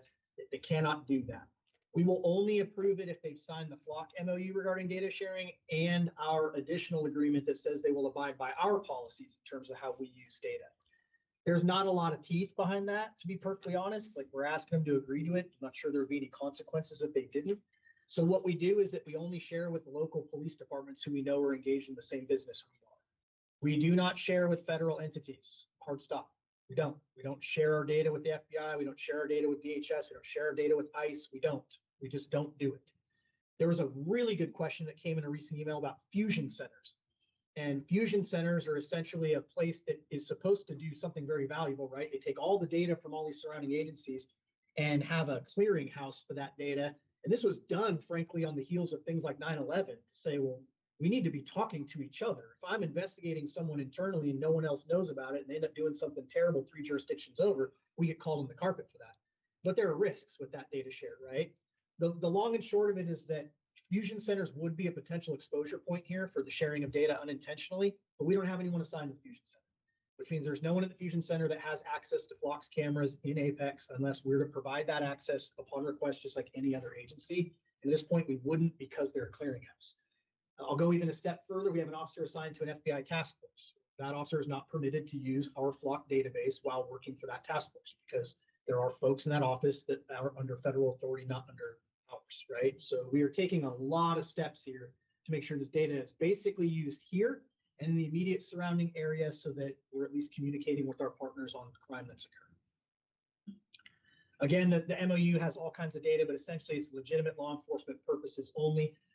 When a search is conducted, so in order to make this clear, after our last meeting, I actually created a separate SOP that is just for queries of the system to make it really clear to officers what they can and cannot do in terms of searching the database. This makes it very clear to them that they have to enter a case number or an incident number and a detailed description of the reason they are accessing the database to run a license plate. It makes it clear that the information they put in there has to be enough information for us to go back and find out exactly why you did it and whether you should have done it, even if it's 2 or 3 years down the road. It gives them examples of exactly what they must enter, and it will not allow them to run a plate unless they've entered data into both of those fields. So we are making it very clear to them that you've got to have a reason to run plates in the system. You cannot just go in and mess around.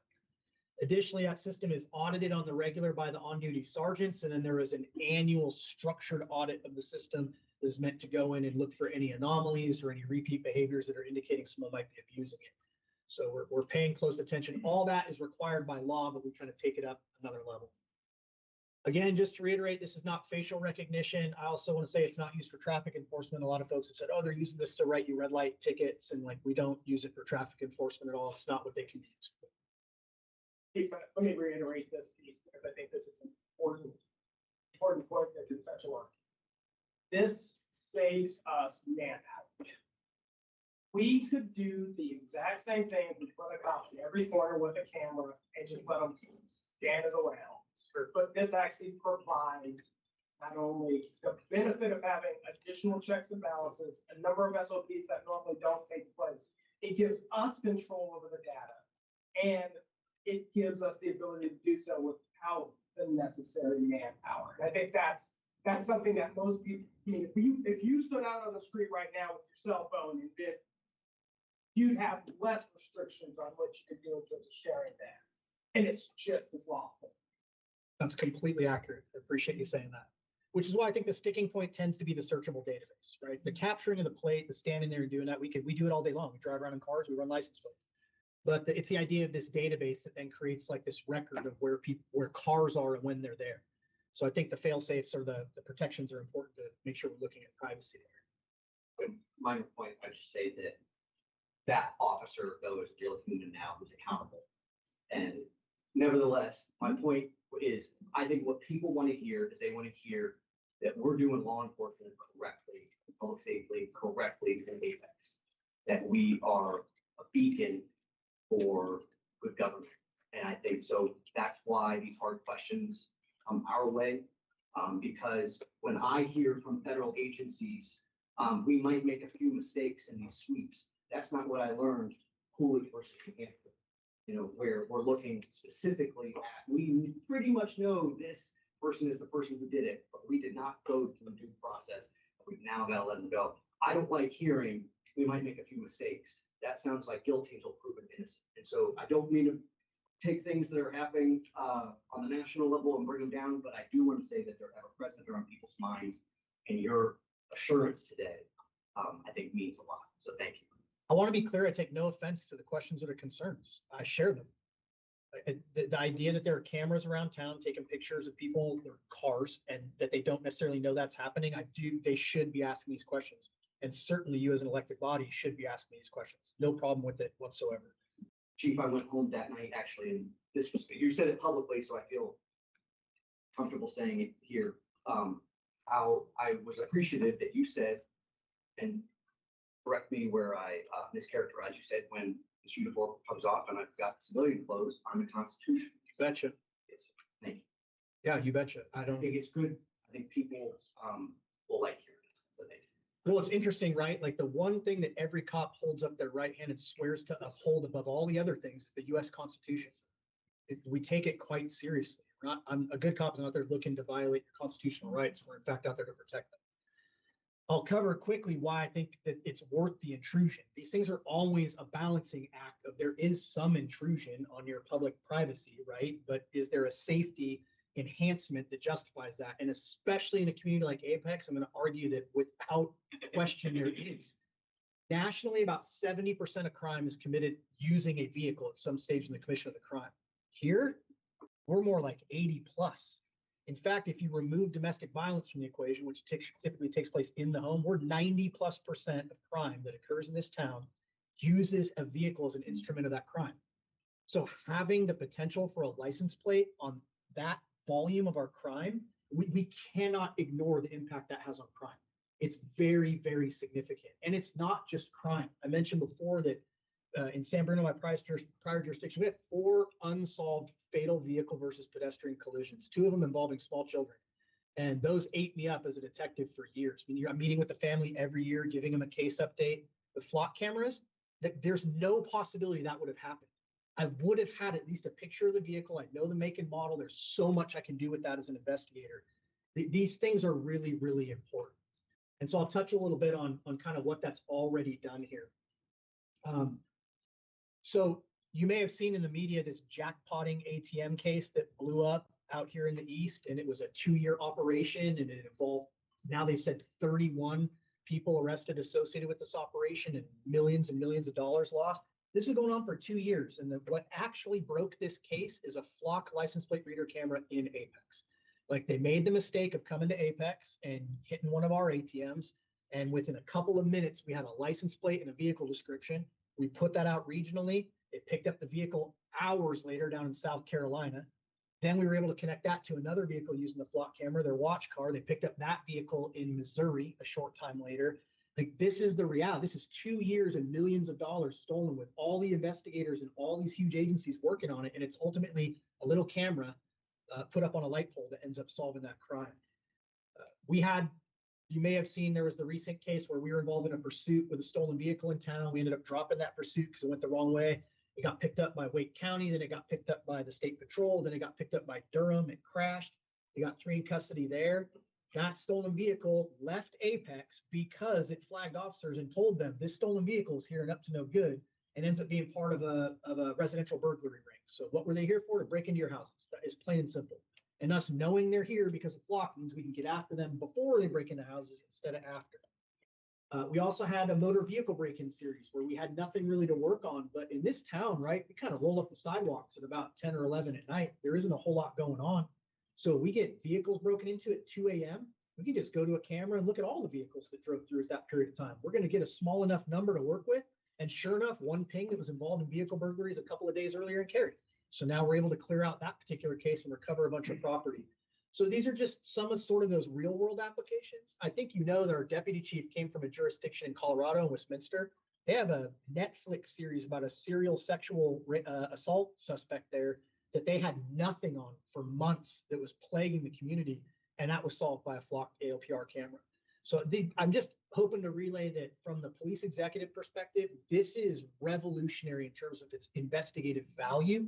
I fully understand the need for these questions and to police it from a civil liberties standpoint, but we cannot be too quick to throw this kind of thing out because it's a game changer for public safety. It truly is. And I could go on and on and on with examples, but please know they're pretty significant. So finally, I'll just argue for bias mitigation as well. We have tried forever to address the fact that there's implicit bias in policing, and it's kind of comical because implicit by its very nature means you're not aware of it, right? So how are we going to fix something that we're not saying that the cop is a racist, but we're saying they have implicit bias that just it steers their actions. So anytime a cop is making a decision about what car to pull over, you could argue there's going to be some amount of implicit bias involved in that decision. My argument for the only way to combat that then, if it's implicit, would be to continue looking to technology that allows us to make stops based on real world information about criminal activity, not based on a split-second judgment of a police officer. So if you get a text in your phone and it shows you a picture of a car and says that car's stolen, there is no bias in the determination to go try to chase down that car. You're doing it because it's stolen. Whereas if it drove by and you happen to see the driver and you thought that looks dirty and you got behind it and you ran the plate and it came back stolen, there's some bias in that, right? Same crime, but bias in the engagement. So I just think it's important to say that, like, it's interesting. A lot of the groups really pushing back against this technology should recognize that it might help to mitigate the very problems they're trying to get us to solve in policing. So I already talked about all the key policy components. I think I've beat this horse about as dead as I can. I kept you here way longer than I should have. So I'll stop and take any remaining questions. I have one other kind of angle sort of about it. we haven't discussed yet. And I completely understand the value, and I see the value, and I hear the argument. Makes perfect sense. I have to say, though, that like my confidence in the company itself has been shaken over the past 12 months. Because there have been a couple high-profile security incidents involving Flock that just made me go, what is going on here? It got to the point where I asked my manager, like, hey, like, is there a competitor we can look at? And maybe there's something different, maybe doesn't have its record, but I mean, people should be aware, I think, that like there was an incident where, and not in Apex, not our cameras, but a series of live Flock cameras were found to be exposed on the internet. I've heard about this, but people were able to scan the internet, and they found all these cameras that were in parks and stuff, and just go look at it. And this was, to me, sounds like a configuration error on the part of whoever set them up, but you know, it's still pretty bad. There was an incident where some Flock cameras were found to be using the default credentials that come with the hardware inside. So people, you know, techno nerds were able to go up to them, know that it used a certain motherboard or whatever, were able to get access to the internals of the system because it had the default password, something along those lines. It's not great, you know. And there was an incident that I talked to the town manager about where had to do with, you know, all the Flock data, and this had to do with Flock OS thing. It accesses this backend map service that someone else provides. And the key to get into that backend map service was provided to every single client. And again, your techno programmer could look at it, look at the code and see the key, and then they could get complete access to all the Navigate for everybody, because the security was just, you know, the queries being done with software. So stuff like this, it shakes my confidence in the company and the kind of their ability to secure the data and our data in a way that I'm comfortable with. And a lot of that comes down to, you mentioned there's standards out there that that they have to adhere to, and that really sounds like the solution is like having some sort of standard that these companies should have to be certified in. You know, their code should be audited by external services and whatever to make sure they don't do this. And I'm not convinced, based on listening this past year, that's all happening with Flock. So that's my comments on the program. It's less about, you know, of course, for our civil reasons, we don't want to minimize them, but I'm looking at the technical side. I just haven't started reading from this company, how they're structured. So real quick, I wanted to jump in because based on that feedback, I did engage police chief and also our IT director. Some of the stuff we talked about over my head on the tech nurse lab, right? So we are having a meeting with our IT director, the police chief, just to talk about some of those concerns. But also, I think, Chief, correct me if I'm wrong on this, but it goes back to the earlier point of the other, there are multiple systems within Flock, and what we're utilizing, a lot of the problems we're identifying. Doesn't necessarily change your point, but giving confidence to our residents that we at least aren't using that system. We weren't using that product, but if that product had vulnerabilities in it, right, onto it, like that should lower your confidence in the products. And this should make you mad. Like, we're paying them a lot of money, we're trying to provide this service. And I hope you guys, when you see those incidents, you kick back on whoever your sales rep is at Flock and say, what's going on, you guys? Like, what are you doing to mitigate this? I hope they're able to give you some answers what's going on there. Because I've seen their response publicly, and it didn't instill confidence in me. It was more like a PR thing, like, oh, stuff. So. Yeah, I'll say that the Flock OS has been where most the problems are occurring thus far. It's not the only place, but and that's their operating system that is attempting to get into that real-time crime center space. And that's where you have all these live cameras, sound, and a bunch of other things that are potentially problematic to begin with. An RTC can be very powerful, but it is a huge intrusion compared to this. It's not, I agree with you that if there's vulnerabilities in one camp, you know, is there likely vulnerabilities in another one of their products? It's a small measure of peace, but part of the piece I get is that even if someone were to hack our data, our Flock data, they're literally getting 30 days of pictures of license plates.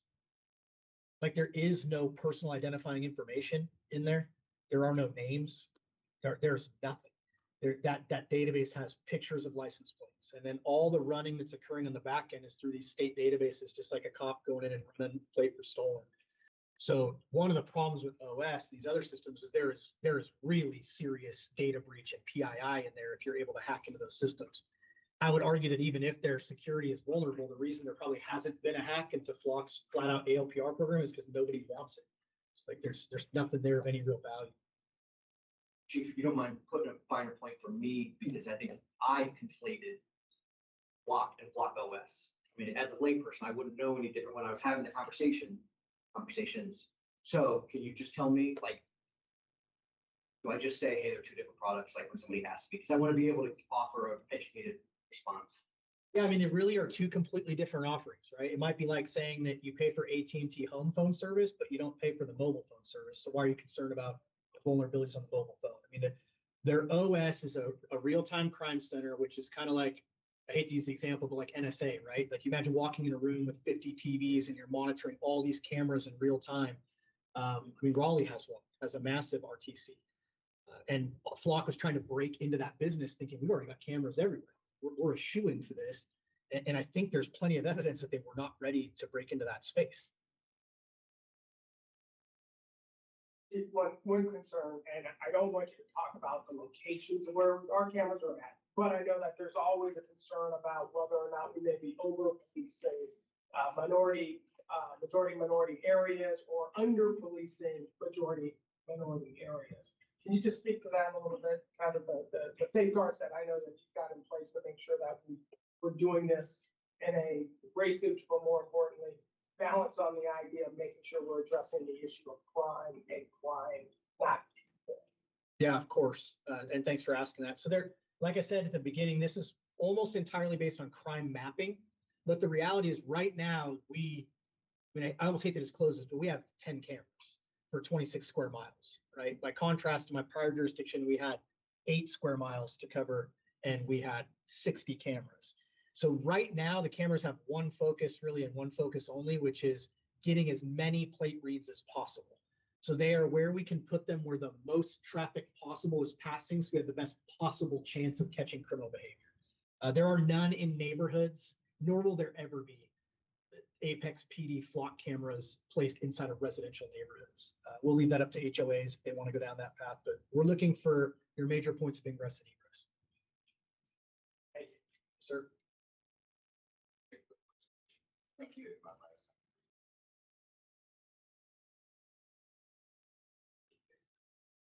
All right, who's next? So I think we're down to Cal.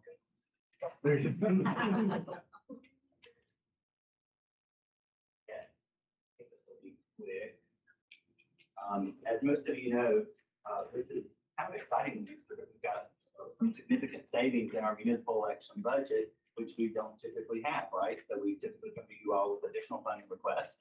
And so given the circumstances that surround themselves with other municipalities and just wanting to be transparent as possible, presenting back to you all that there is this savings and we're proposing a few reallocation of some of these funds, but wanted to talk a little bit about what was budgeted, how we got there, and et cetera. So I will start by, Wake County sends us an estimate. That's how we got our budgeted numbers. They asked us to increase our estimate. We'll talk about those numbers here in just a few minutes. A lot of times we get questions like, what do these funds go for? And so this is not meant to be an exhaustive list. This actually has come from the Wake County Board of Elections. These are common costs that we are then charged for. A lot of times we assume the costs for everything related to early voting. And then anything related to municipal day elections, these are the expenses here or the types of expenses that could potentially exist for us. How we are billed is based on a percentage of how much our precinct is used. So this still waiting for November of 2025 percentage. I think someone's on vacation, but November we were at 16.4. Obviously, we saw a huge increase in November of 2025. So that percentage is going to go up a little bit. The other thing about how we're charged for municipal elections is based on, specifically for early voting, is the number of municipalities that choose to participate in that. In 2023, we had 5 municipalities in Wake County that chose to participate. In 2025, we went down to 3. We were one of only 3, and partly because of the cost. For some of our smaller municipalities, it's a significant cost. If we look at the original estimates, when we started our budget process at the top, those were the original estimates that we received from the Wake County Board of Elections. Had to revise those estimates. You all may recall in May, we revised those estimates based on one municipality dropping out of the municipal election for early voting. And that kind of separated out some of our costs or increased our costs. So we increased from about 191,000 to 215. Luckily, we came in a lot lower than that. So we've got some savings here, just under $60,000. And so, as I've mentioned to each of you all in meetings as well as in our December work session, proposing some reallocation for improvement of technology enhancements in here, and really looking at this from improving our customer experience, improving our resident experience. So when we talk about the live streaming quality and the audio quality in this room, it struggles. You hear it from it often, you hear from people in the back, I can't hear, et cetera. So this is appropriating a portion of those funds for additional cameras in here, additional microphones, speakers, et cetera, and then our public record software. We presented that to you all in December. We've obtained quotes. This is about what that would look like regardless of the system. Those are the estimates that they come in at. And that still leaves about $30K remaining. On Cruiser. There you go.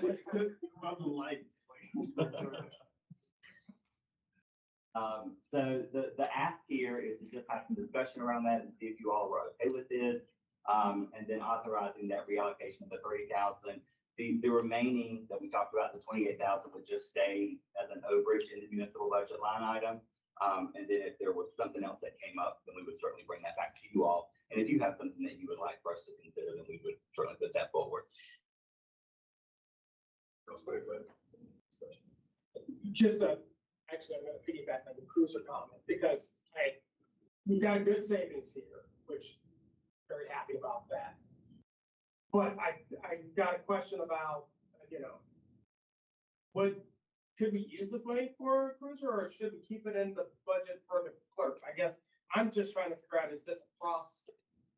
Is this cross departmental? Is there a process where you guys can, get into a room, grab a knife, fight it right now? Chief, you got your gun on you? But, I mean, I say jokingly. I say jokingly because we do, there's definitely a need in order to improve these things, but I also, I recognizing that, all right, well, an additional Cruiser, using that just because it popped up, but is there another need? Do we have a process to basically prioritize this post? So yes and no. There's some of this that's done usually on a smaller scale. I wouldn't say that typically $60,000, you could just say, oh, go ahead and reprogram that without any kind of checks and balances. And I think that's why Alan originally even sent the email and is now before you. Typically what will happen is this money will be pooled, and then there are things that have popped up throughout the year. We'll try to make some year-end purchases, and then there also is looking forward to next year and how much money we need to make sure we have in our savings account as we do that forward. So it just depends on what you want to prioritize. There are plenty of needs, and it's just the competing needs. And keeping in mind that this is a one-time savings, right? So we have One-time that it should be one-time expense. Yeah. And that was my only other consideration was perhaps that is the priority.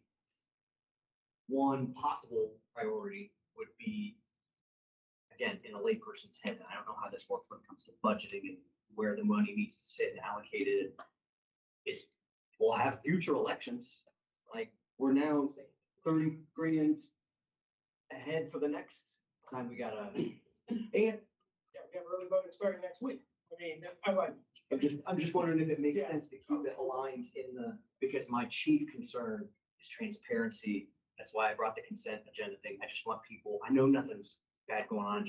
I think that people need to know that this money will be spent wisely. And we're not charged for the upcoming elections, and we're only charged for municipal elections, but just to be clear on that. The other thing is that the purpose of the technology enhancements is it doesn't just go to benefit the clerk's office. The public records software doesn't just go to benefit the clerk's office. It benefits our entire organization as it relates to how people are submitting their records, how we're reviewing them, how we're releasing them back out to residents. So we were thinking enterprise-wide when we come up with these solutions or potential funding opportunities was not just something that would benefit one department, but that would benefit the town internally from the speaker and as well as externally, but then externally as it relates to the public record software. No, it makes sense to me. And to me, it almost kind of creates an environment, I jokingly said, get into a room and fight with a knife. But if you keep it within each of the department's budgets, it almost creates an incentive for you to figure out how to cut more money within your budget. So you can utilize that money for another use within the budget. It's just kind of, I'm just trying to see if we have, what have we got in terms of a process? And, does it make more sense to say, dump this into the big pile and then we all figure out what we need? Or do we keep it in, allow for basically a reprogramming within the current fund and, maximize the amount of use? Because there's not anything that all of you think that's lacked up there. The nature of what you need. And look, I just have a question. So, and I love discussion.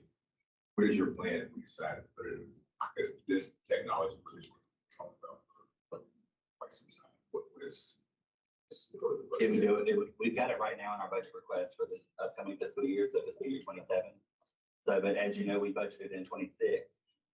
Part of the ask from this council, previous council was to cut $75,000. And so this was one of the things that we had cut. And so we've got, some savings, that and the public record software. These were the two next in the priority queue in terms of what we had projected to budget for, but was cut. I want to ask Randy, like looking at organizational wide, yeah, there's I mean, that's a complicated question. I would have to look at what the needs are in all of the departments. I mean, I think the first checkpoint on this is spend or save. If you're okay with spending it, then it goes to, do you want to prioritize what Alan has put forward, or are you open to competing needs? But ultimately, if you're supportive of buying these things and it's going to be in the next year's budget, then I would say go ahead and buy it now with those one-time dollars. If you're not committed to buying these things and aren't going to put it in next year's budget, then I would say, let me take a look at where we can spend the $30,000. So ultimately, if you want to save it or spend it, if you choose spend, then are you going to get this next year? If you're not, then let's see what else we can get. But if you are going to get it next year, then I would say use this. I mean, my position is, we know we got to spend the money at some point anyway, right? We just kick the can down the road, so might as well spend it now that we have a little bit of windfall. And, about half of it goes back in the file that can be reallocated to where I. So seems like perfect happy medium. Yeah, because it's about 30 either way. I mean, if you choose to repurpose it for these two things, you've still got about 30K available. That seems like that seems like a fair kind of way of looking at it too. I like the idea of remembering, we didn't do it last year. It was cut last year, got the savings. It's something that we need to do. Let's go ahead and put the money into it, I like to think of our budget mind as being very long. Last year, Chief Johansson intentionally didn't bring us bodies, and he didn't ask for FTEs. I remember. Thank you. But so one thing I would like to say, if we do this and commit to these purposes, then the remaining 29,000, right? I want to basically, from a budget point of view, reallocate it, right, to a different office so that we don't burn through it at the end of the year and nothing's left, right? But where did 29,000 go, right?